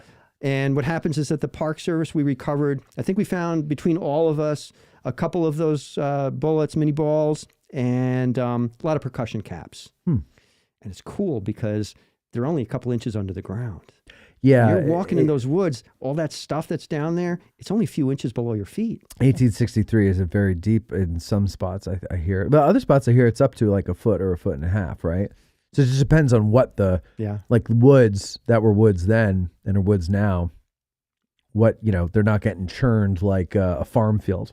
Although all that undergrowth dies every year and that just becomes organic matter, and the leaves that fall every year, I would kind of think that would create more soil. That's 160 years of soil being added to it every year. But again, outside of my well, wheelhouse. I would think the same thing. So I don't know. I guess we'd have to get a earth scientist on to tell us how that works, because I would think the same thing. Yeah. More than an open field, but maybe because of the trees, there isn't as much erosion as there would be in an open field. And no. Well, that would also work in favor of having deeper soil, right? If that was the case, the soil would raise all around the world all the time. I mean, it's taking the nutrients. I mean, matter can't create itself. So it's taking it out of the ground into the trees. Then it's going back to the ground and going, being broken down by microorganisms. down into the soil. That's my unofficial and unscientific opinion. Shut up, Mike. I mean, come on, Mr. Know-It-All. I don't know. Part B of that would be my amateur thinking here that since very little of the land is flat here, that any rainwater does actually, to some degree, erode, will take away some amount of soil particles, old leaf particles, right? Because even in Herbst Wood, even within Herbst Woods itself, there's a creek that runs in there, right? There's a dry bed in there. Right. And so if you get heavy rains, it'll all go into that dry bed. And so that's where you need to look. That's where the gold is. Bring some pans out there. Bring some pans. Getting back to the metal detecting of trees. Go ahead. I can tell you this. It's extremely difficult to be able to identify lead inside of the trees for a couple of reasons. Number one, the density of the tree's material itself, the hardwood. It's so dense. It's many times more dense than the soil is. So metal detecting on dirt is way easier. So again, from what I've got a chance to witness, even professional metal detectors who know, they're the best in the world, very, very difficult. They'll pick up very, very slight noise, and then they can, with their experience, say, okay, that's probably lead. But it's something that I don't think an amateur would be able to identify. You probably wouldn't even notice the noise as an amateur, right? It wouldn't mean anything. You don't have the trained ear. You don't have. You can't differentiate that from, ambient noise. So it's very, very difficult to do. But I know that it's been done on a few trees, and I tried to pick trees. Or let's try these trees here. I think these are witness trees. Maybe if you don't mind, can we do one or two trees that I don't think are witness trees? And it worked. The ones that I thought were witness trees, they were able to sense some metal in them. And then the ones that were not gave no signals at all. So again, the park has done a tiny bit of that.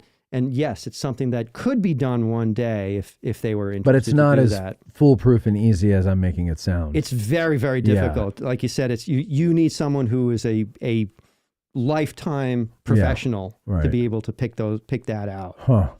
Right. And they need to be able to differentiate between a piece of lead that's in there as opposed to an old nail, which is in a lot of them, because I guess over the years farmers have used the trees as places to nail barbed wire, stuff like that. No trespassing signs, maybe. And then there are plenty of signs going up everywhere. Yeah. National Park Service, if you look at a lot of old photographs, they're nailing signs on trees everywhere. Sure. So, yeah. So it's a tough thing. It's a difficult way to identify the trees.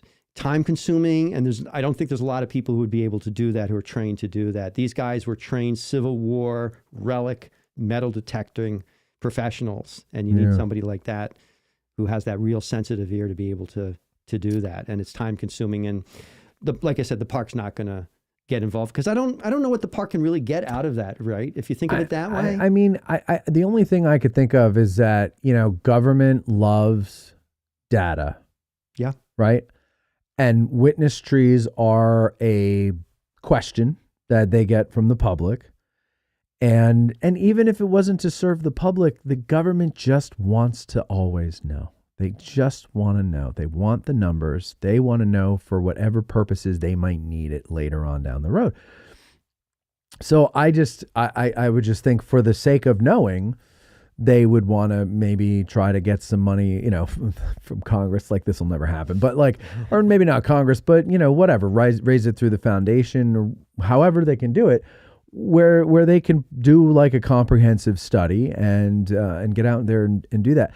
I think of there was a TV show years ago that was on. I think they called it Battlefield Detectives.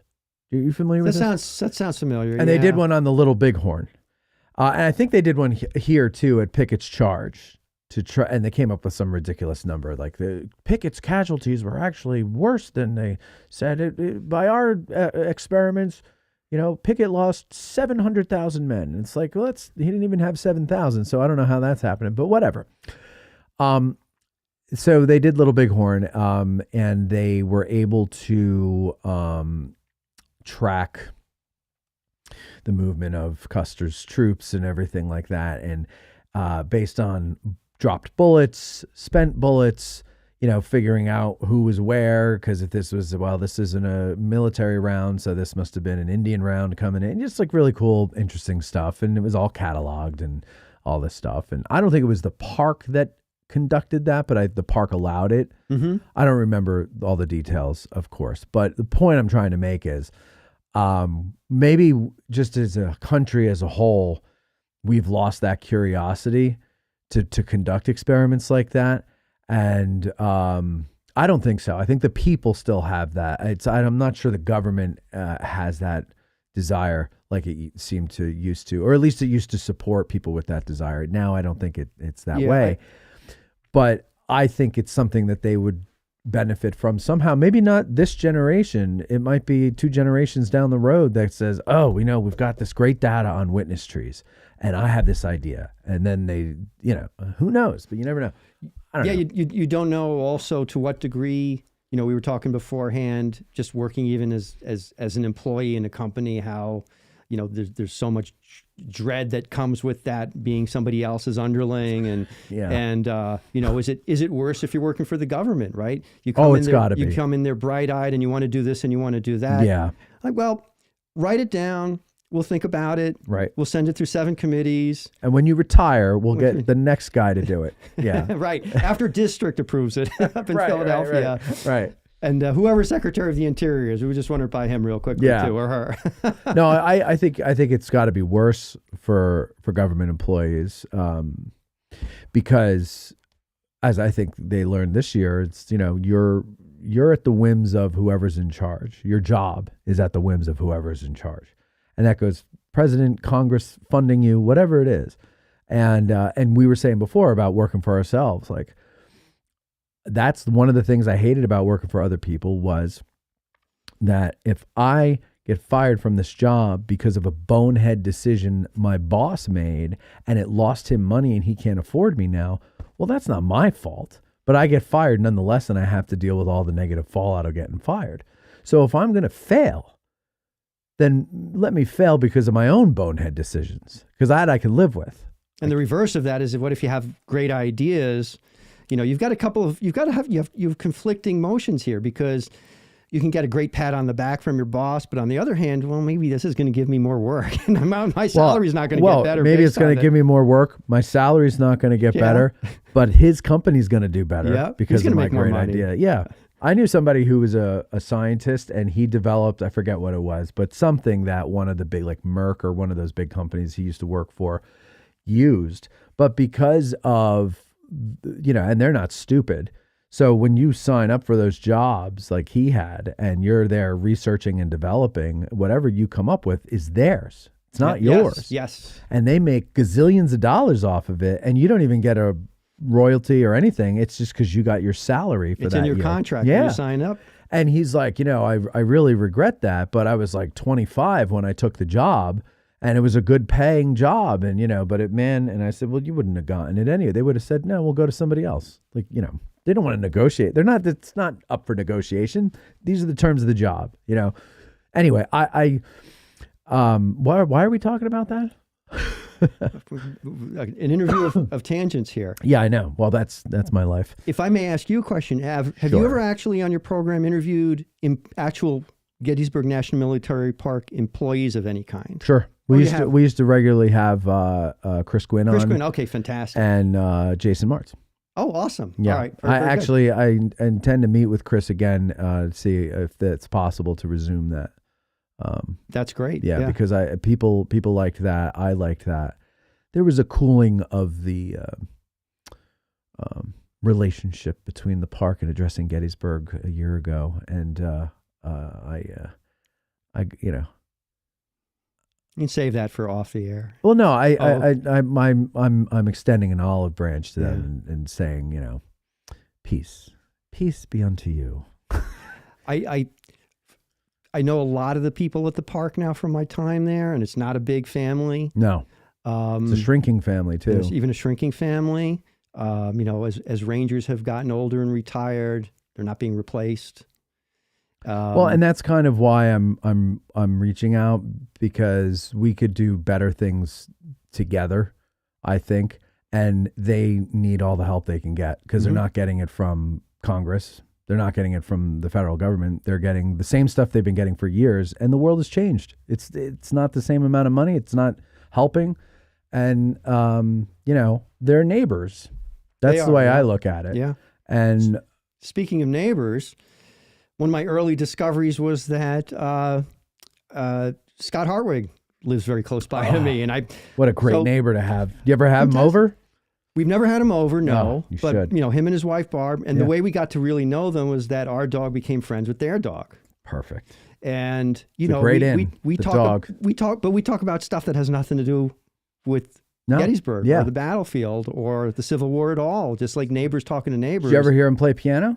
I've not. No. No, I'm dying to hear him play piano. Really? Yeah, because he plays piano. I play piano too. And we were talking about it one time, and he likes more like ragtime type stuff, he said. Oh, cool. And I wish I could do that. I don't have the coordination with my left hand to do it like that. So, no, Scott's a really interesting guy. I've had him on a couple times. I love talking to him. He'll go on telling me hunting stories, Oh, see, I didn't know he was into hunting.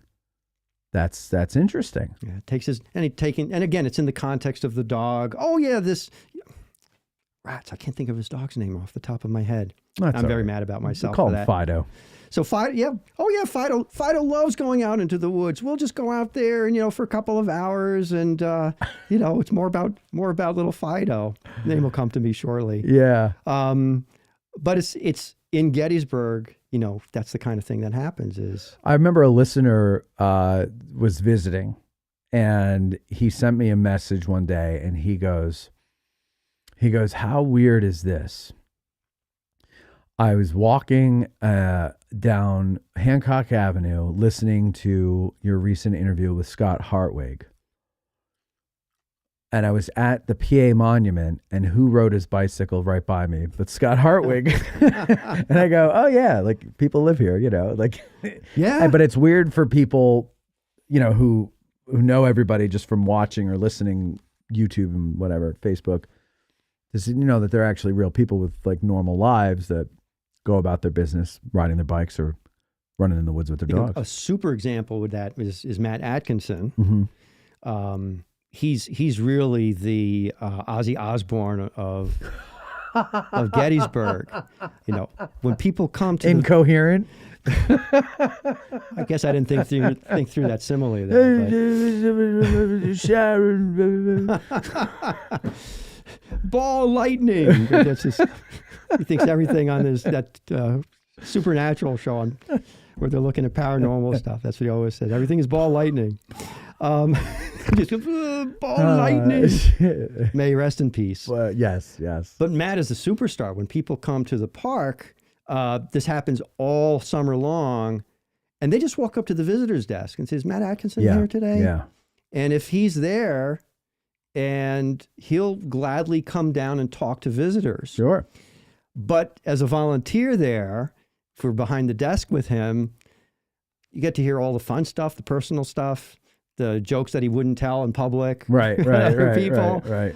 But it's just, and he's just a really great human being, like all of these people are. And again, I would also want to make the point that every single person who works for the National Park Service at Gettysburg, that as far as I know, they love the park, they love the Civil War, they love the history, and nobody's there as a mercenary because they're getting paid to be there. Correct. That's my... And they love their jobs. And they love their jobs. Yeah. And, they're doing the best that they can, given the constraints and maybe some of the suppressing elements that regarding their enthusiasm that they have to deal with on a daily basis. So, well, and a lot of those things that they might need help with, that plenty of people in the public would be willing to volunteer to do or whatever, they can't do because of silly rules and policy and regulations, regarding, I know I've had this conversation many times with both the current and the recent superintendents about the, adopt a position program, which went away. And they're like, well, we don't have the staff. And I go, what do you need the staff for? It's like, well, volunteer. He's like, no, but we have to have a staff member out there with the volunteers. And if you have 5 volunteer groups on the same day, you don't have that many staff members. So you got one person has to bounce between 5 the whole time. Like, it's just impractical, you know? And it's a shame that it is that we're, I guess that's, I don't know, for legal purposes, or obviously for legal purposes, but to avoid lawsuits, or I don't know, it's federal government. Definitely for liability purposes. Is it? Yeah, and I guess I understand that. It's just a shame that we're so litigious now that, like, you know, you can't do a good deed. Like, that's what it is, right? Volunteerism. Like, Kennedy was all big on volunteer. Yeah. Like, it's not their problem, but it's not their fault. Right. I should say National Park Service wide policies here. Yeah. I think it's because of liability for sure, but I think it's a little bit of a different kind of liability. It's a favoritism liability. You have to make it really difficult for the public to be able to do anything in conjunction with the Park Service or with any other kind of governmental entity or department. Because if they make it too easy for you, and then somebody else comes along and they want to do something, and they say no to them, exactly. Okay, exactly. All right, I see. Well, I guess that makes sense. This also comes into play with raising money for the projects that you want to see done on the park. You know, the park needs money to do fixing the Klingel House, or maybe do something with witness trees, whatever. You hit a stone wall with that. Yeah. You just can't do that, because again, the hoops that have to be jumped through are so monumental, and for the administration, it's way more of a headache than they can even possibly begin to comprehend, I think. So I kind of feel for them with that, and sure. I get that. Yeah. And it's frustrating as a member of the public. Well, and I think that's the constant, well, maybe not constant, but seemingly constant butting of heads between the public and the Park Service, is the public doesn't care what the story is. They care about the ground. They care about the story. I'm not saying the park doesn't, but on top of that, that's their personal, like, personally, they may care about the story. Personally, they care about the ground, but they have another layer of bureaucratic bullshit on top of that they have to consider. And everything has to be done through that filter. And so, and the public doesn't get that, because the public doesn't typically deal with all that type of bureaucracy and regulation. Yeah, this is a great point. Yes, everybody at the Park Service works for somebody else, works underneath somebody else. The superintendent has to then report to, again, I just used the word division or headquarters, whatever, right? Everybody's got to report. Everybody's got a boss. And everything has to be approved, and everything has to go through multiple layers. So it's easy to see why the public doesn't feel like the National Park Service or Gettysburg National Military Park responds as quickly as you'd like them to things. Yeah, and the timing for things also confuses them. You know, why did Little Round Top take 2 years, and the Rose Farm, which is just a building, take 3 years? Right, that kind of a thing for a store. Yeah, and I remember when they closed Little Round Top, the big criticism was, right in time for the 160th. And the answer to that, because Steve Sims was here then, and he came on the show, and he said, great. He goes, we didn't just conceive the idea last year and get the money this year. He goes, this was approved 10 years ago, and the money's only available now. Yeah. And if we don't take it and do it now, it's not like we can hold it for 5 years until it's an opportune time. We have to do it now, or we lose the money. Yeah. And he came on, he explained that. A lot of people watched that show. Still, plenty of people complaining. And they complain anyway. It's the 160th, blah, blah, blah. And that is the problem, I think, that the poor people at the Park Service have to deal with. And I don't say that sarcastically. I really feel bad for them, because people love Gettysburg, like almost to a religious extent, right? This is really hallowed ground. Jesus Christ could have walked on this ground. It's so hallowed to a lot of people. And he could have walked on the beaver pond. With no problem. No problem. Yeah. And so we don't care about that. We want to see it taken care of. We want to see things fixed. We want to see things maintained, and that's it. And when you deal with people who are emotionally charged about something like that, it's very hard to win. And that's the thing. It's like you can't win. So I would never want the job of superintendent of Gettysburg. Of all the parks, Gettysburg, I would not want that. I'll take any other park in the world, not Gettysburg. And I'm sure Antietam has its, and I say this as one of them, lunatics, you know. I'm sure Yellowstone does too. I know Yellowstone does. So, you know, they all have that to deal with. But Gettysburg, I don't know. It just in every sense, Gettysburg hits different. It does. I think Gettysburg makes people worry. Yes. Right? All the construction, the new housing, Yeah. the easily found faults around the battlefield that are not up to people's snuff. Yep. There's a lot. There's 6,000 acres to take care of here. There's a lot to take care of. 6,000 acres. The buildings, acres. it's the woods. Yeah, and it's the woods, it's the farm, it's the fences, it's the stone walls, it's all the stuff, and it's a place that people. Look, we were talking before. A lot of people find a specific interest and they hone in on it, and it might be your specific interest or the stone walls or the farms or the farm lanes or whatever it is. And so every chance you get, you're going out there and you're exploring the grounds of this old farm. And so you're going to notice disrepair. You're going to notice change. And then, like a good citizen, you bring it to the attention of the Park Service. If they can do something about it quickly and easily, they'll do it.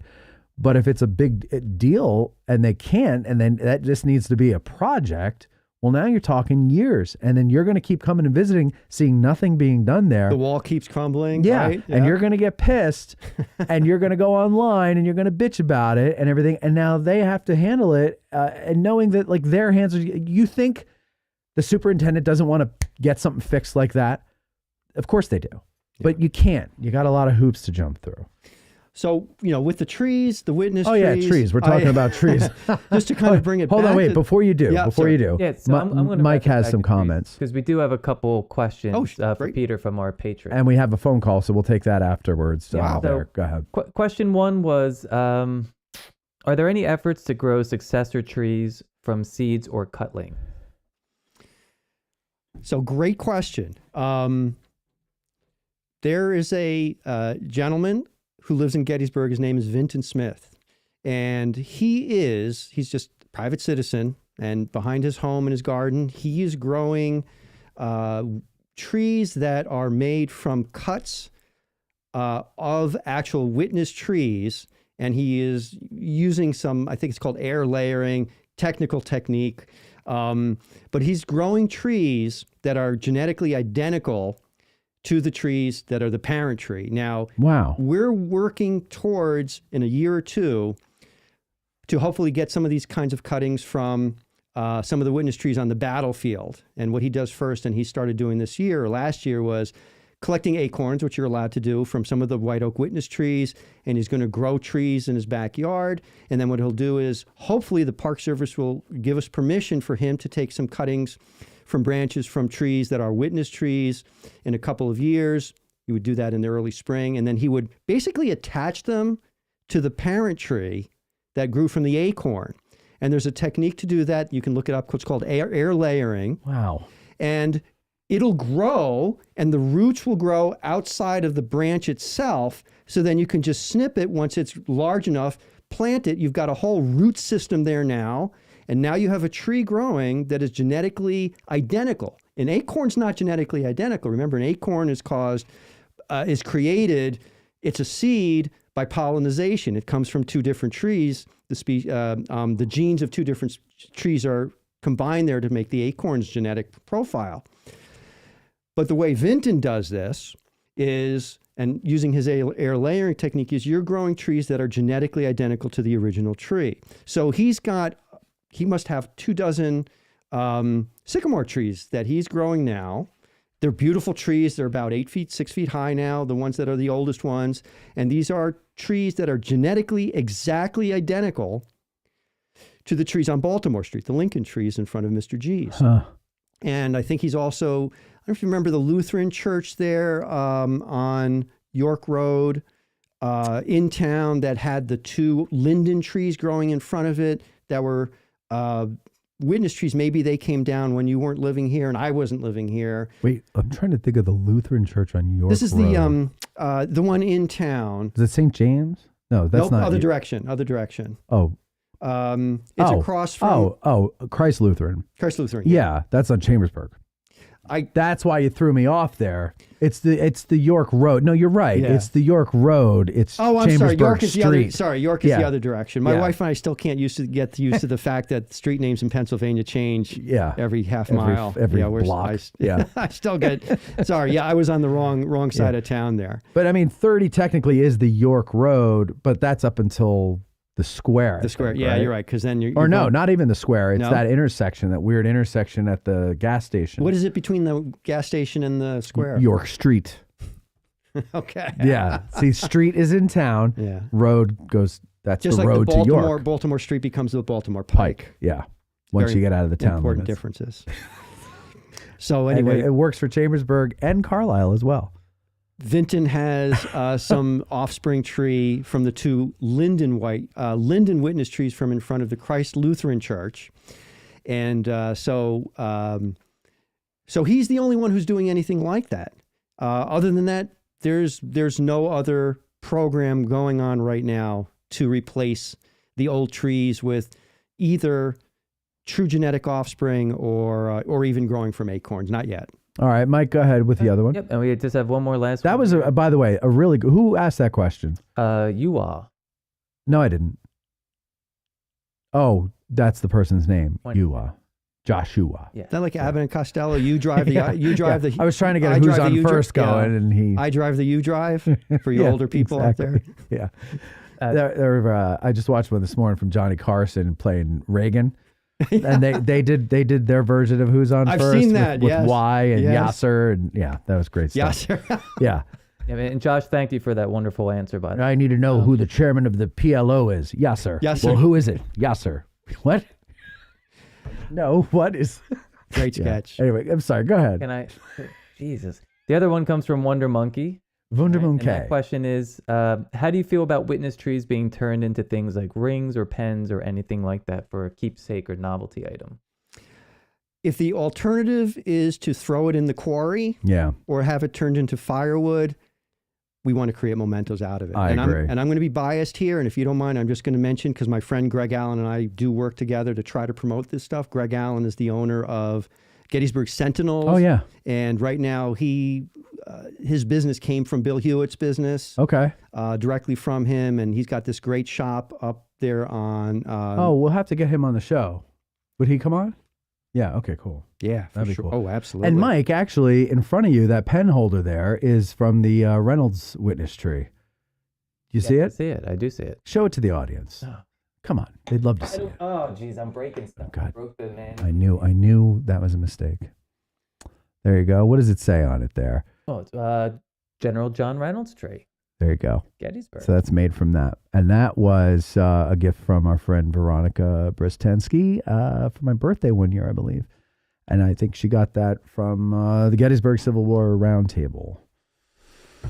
Yeah, so Greg makes these mementos, and I'm all for it. I think it's a great way to bring interest and awareness to the witness trees themselves. I agree. Another one, Mike? Me. All right. So we'll go to the phones now. I think we're going all the way down to Down Under to see our friend or hear from our friend, Grant. Grant's first phone call of 2026. Hello, Grant. Well, is that really the great Matt Calorie? That's Wow. none other. I've always wanted to call in, but, I've just been too nervous to talk to such a legend. A lot of people say that, and I tell them, no, I won't bite. By all means, call in. I think we started the show late because I fainted when I Yes, walked in that's here. true. That's true. Grant, you got something That's for why I real? haven't been able to travel across to America, because I had the same feeling I wouldn't be able to handle it. So I So intimidated. Yeah. Okay. You got it. You got something for us, or you just goofing around? well, that's all I can do. But Yeah. my question for Peter, because he would know, you wouldn't. What is there a group of witness trees that saw the most action, that have the most evidence left over of the battle, that are still around and that a person could go and see? Like, what would, if someone would visit the battlefield and want to see the most damaged trees that are still in their natural place, where would I want to go? There are no trees left that have any damage on them from the battle. And the reason is this. A lot of people don't know, I didn't know when I started doing this, is that trees grow from the outside out. So if you have some damage to the tree when it's 4 inches in diameter, 160 years later, that damage is still at the 4-inch level. Meanwhile, it's grown another 20 inches around it, and any damage would be long hidden. That would make a lot of sense, because that tree that I talked about before that fell across East Confederate Avenue was very, very thick, very wide. And the bullets in the pictures, in the cuts, were several inches in. And I was like, wow, those are powerful bullets. But no, it's the tree grew around it. Right. So those bullets are probably, we talked earlier about how tough the bark is and how tough the wood is, and bullets don't penetrate them that easily. I'm just guessing here, never having shot a tree, but a bullet would probably be from the Civil War.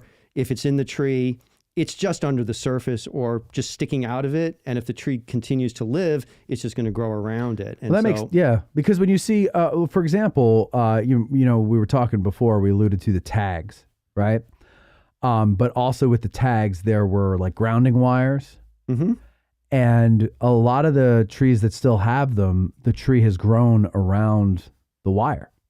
Yeah. And you can see like this line in the bark coming down that's around the wire. Yeah, the one, I think the one really good example of that is what they call the Pender wounding tree, right there. So that's on West Confederate Avenue.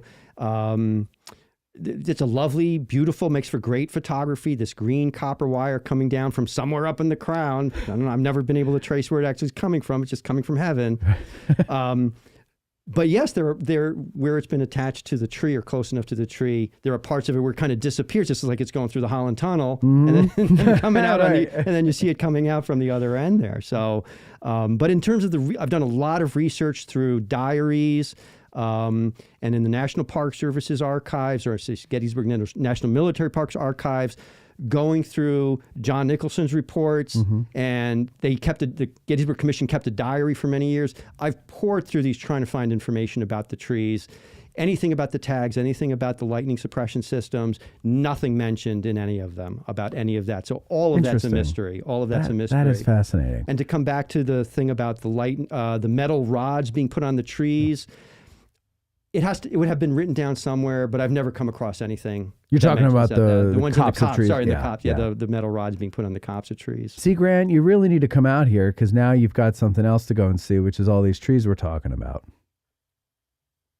Yeah, absolutely. It's a very interesting topic. I think we have wallabies hopping around too. We do. There was a guy back in 2008 who collected exotic pets.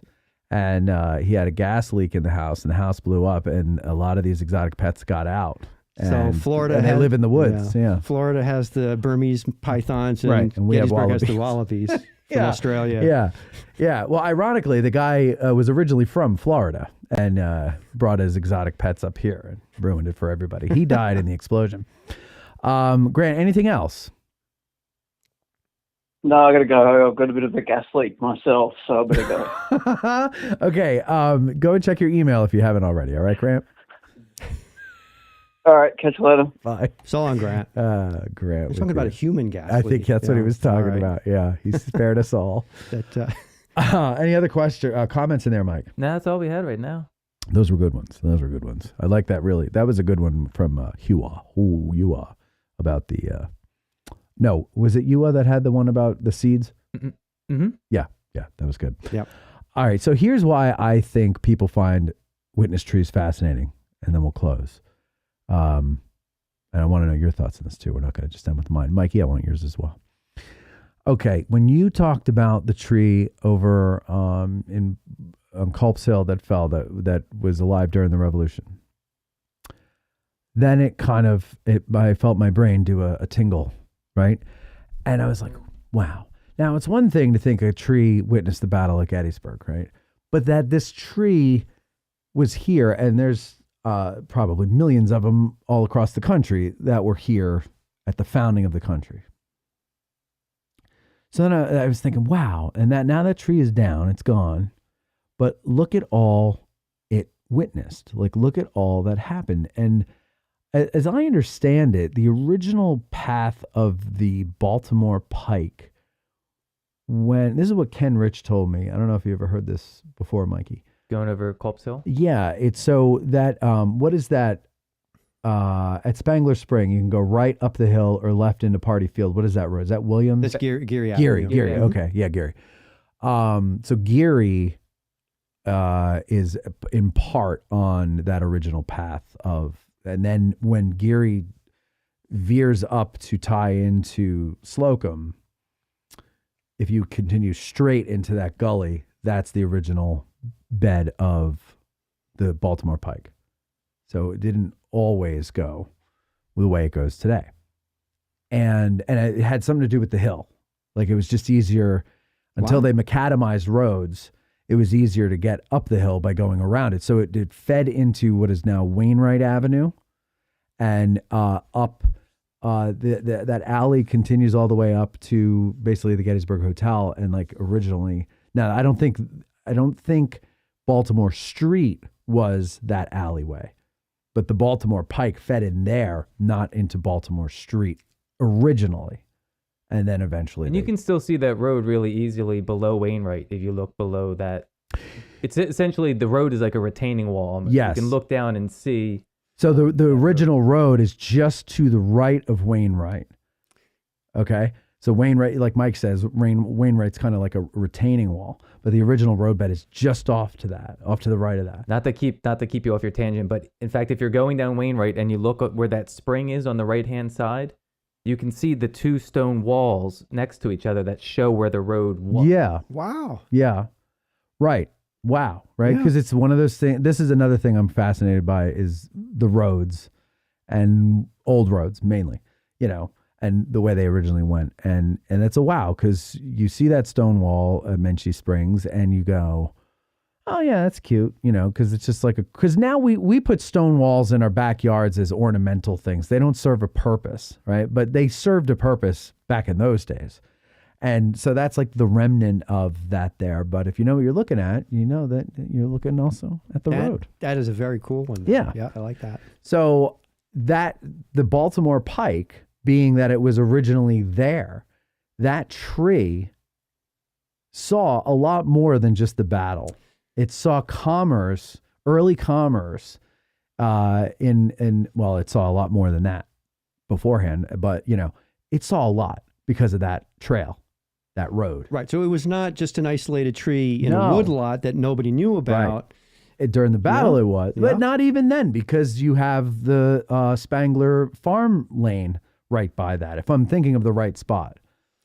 Yeah, Spangler Lane would be back on the hill back behind the 147. Yeah, that's what I thought. Okay, so you got the Spangler farm lane there. So it saw whatever the hell the Spanglers were doing with that lane, and yeah, so it's just God knows what the hell it saw. I don't know, but so to me, that's where it clicked with me. This is what's fascinating about it, because we're only talking about the battle trees, but you mentioned this other tree that sees a lot more than the battle, and now I'm like, I get it now. How about you, Mike? What do you? Yeah, I mean, I'll start with how this is. I'm not going to say it's similar to, but Gettysburg: A Journey in Time with the Rocks. As a kid, being able to see something that's still there, go to that spot, and then think, wow, this, even though it's an inanimate object, this saw something. Yeah. It was the same reason I was fascinated with when I went to England and fell in love with medieval history. Going into a church from 1200, I'm not particularly religious, but if I think of the generations of people that were in that church, baptisms, marriages, I think there's a very deaths. Human desire to connect with those that we've never met, but that were here before us. Yeah. And I don't know why that is. I guess it's not the same for everybody. But when I'm hearing Peter talk about these trees, and my fascination with finding these trees is not only is it something, what we use the term witness, to see something, but it's a living thing that's still there. Yeah. It's very different from a rock. It's very different from a building. It's an actual living thing that is still alive, unlike all those men that were there. And it's still alive through perseverance, through droughts, through rain, through snow. And it's still there. And I think that's a really unique and cool thing. I agree on the boulders as well, because not only that, it's not just human history that it has witnessed. It's the history of the world, the earth history, right? They're millions of years old, these rocks. And they've seen it all. They've seen stuff that we don't even know happened or existed. Like, I mean, not to get prurient or anything, but like, 1,000 years ago, a Native American could have lost his virginity on one of those boulders, right? He probably did. What? Nothing. I was saying you're probably right. Yeah. You know what I mean? Like but we don't know. Or they sacrificed a virgin.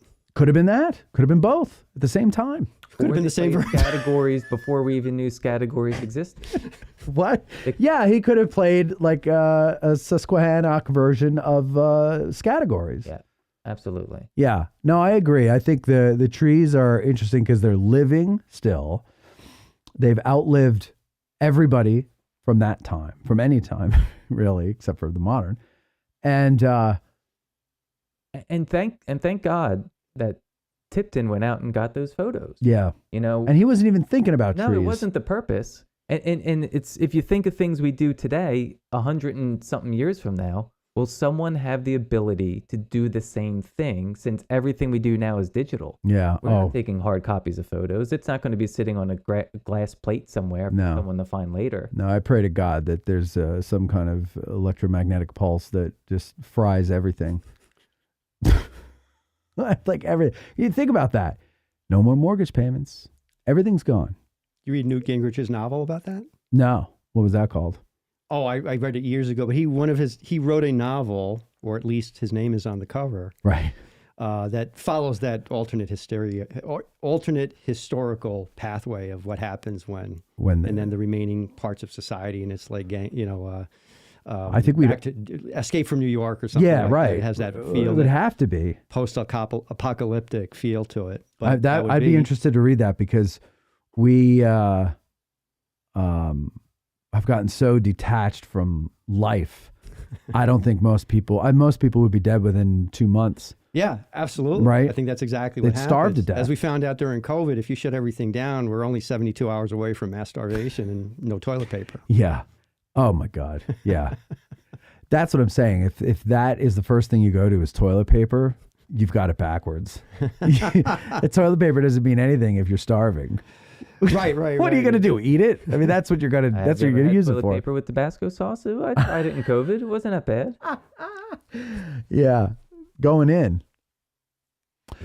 Anyway, I think that's it for us here. Well, what about you? What do you? So back to the. I think that was my first question. But what is it on a deeper level that do you find fascinating about witness trees? I think actually Mike said a lot of what goes through my mind, and I think what strikes the emotional nerve with so many people is, and I would have these feelings too back when I was just starting this and I was making these connections, is the fact that these trees have been continuously alive. It's not like they stopped being alive and came back, they've been there, rooted there for 2 centuries. Yeah, they've never. You have the xylem and the phloem inside, the vessels on the side. They've been continuously pumping sap and water and nutrients, never stopping. And all the men, the battlefield veterans, they're all long gone. Mm-hmm. The people who own the farms that the trees grew on. Every person connected to the battle, all long gone. And they've seen every Tauron drive by. They've seen every tour guide stop for shade and give a tour. And I wonder if the trees could think and hear and speak, if they would say, I don't know where you got that story, but that's not what happened here. They know the truth. But I mean, so many people tell me about being able to put their hands on the trees, and they just make an emotional connection. Yeah. And I'm not talking about weirdo tree huggers. Right. But this is a genuine connect. I think You know what it is? I'll tell you what I think it is that it touches a deep longing that we all have to connect in a deep way with something. A real way. With something. And if we love history and we love American history and the Civil War, how can we connect with that? Because you can read the accounts and you can stand at the cemetery and it's very, very touching. It's very, very moving. But there's just something unique about the trees as continuous living organic matter. Because that's the key, living. Yeah, They're living. They're living, and you touch that tree, and you know that this tree was right here, and it was by this tree that fighting took place. And as I write in my books, men fought behind this tree, rested underneath this tree, ate by this tree, and died by this tree. Yeah. Peter, this was very fun. I enjoyed this, and come on again and talk about whatever you want to, if you like to talk about it, except for math. We're not talking about math, but other than that, I had this whole algebra lecture ready for you. I don't remember anything about algebra. Yeah, like, oh, you're going to use this someday, when you're older. Like, I don't. It helps you figure out problems. It helps me with history helped me figure out The problems. one thing I did learn is if someone gives me a complicated math question, I just say the answer is X, because it can be because I don't know anything. Yeah. What were you going to say? I was just going to say that algebra has helped me with the calculations that I do now. So it took 45 years for me to use it, but now I'm using it. Did you remember it, or did you have to refresh? I had to reteach it myself because I've been teaching it. I've been tutoring. Oh, yeah, with you've been teaching. That's right. But on a personal, practical level, this is my first application of it. So, See, I wouldn't know which formula to use to figure out what I need to figure out. That's the problem. Like, I didn't. Geometry, I did great in. I got an A in geometry. First time I got an A for a marking period in any mathematics was when I took geometry, and they only made us take that for 1 year. But algebra, I had to have 46 years of. And I don't know. I haven't used it once. Geometry, I have used. Yep. Well, it's trained. You have what I try to explain to the kids is when they say those kinds of arguments is your brain is being trained to think. Yeah, I know. Right. So no, I'm sure it worked in some way. Yeah. Or another. I just don't know how. You couldn't be surrounded by all of this gadgetry here. Oh, that'd be interesting to figure out what part of setting all this up was algebra. Well, just your brain knowing how to think and put pieces together logically. Sure. Yeah, I think more geometry than anything else. Yeah, geometry. That's your love for math, Peter. We both hate it. Right? That's fine. I'm not trying to convince or convert anybody. Yeah. I understand. I mean, please, people give me a hard time about my love of history all the time, and they're like, well, what? But and I berate them until they give in. I can't even fathom anybody saying something like that to you. People do, because people don't get it. Because they're between you and me, they're kind of airheads. Okay. I'm thinking of a few friends back home. They just don't get it. They had no intellectual curiosity whatsoever. They need their beer, they need the roof over their head, and the job that pays for both. Yeah. And that's all they need. And their football, And I don't get football. So there you go. Okay. All right, that's it for us here, ladies and gentlemen. Where can people get your books here? Field Guide to the Witness Trees of Culp's Hill, Field Guide to the Witness Trees of Pickett's Charge, and Field Guide to the Witness Trees of Little Round Top. They are available on my website, www.gettysburgwitnesstrees.com, and you can also get them in most of the stores in town here if you're visiting in Gettysburg. Okay, very good. That's it for us. Thank you for the comments. Thank you for the calls. And if you're watching this on YouTube, when it comes out for free, we'd love to know what you think about witness trees. So leave a comment below. Don't forget to like, share, and subscribe. And thanks to all of you. And thanks to you, Peter and Mikey. Thanks to you in the back there for doing your wonderful camera work and your input on the show. Otherwise, that's it. We'll talk to you next time. Have a great day. Or night. If you're in Australia. Have a great whatever the hell they call it down there. Thanks, everybody, for watching. Thanks, Matt. That was very enjoyable. Was that good. Okay? Yeah. I thought it was very good. Cool. Thank you. We had done a show with, Larry Korchik? Yes. Yeah, we did a show with him about Witness Street.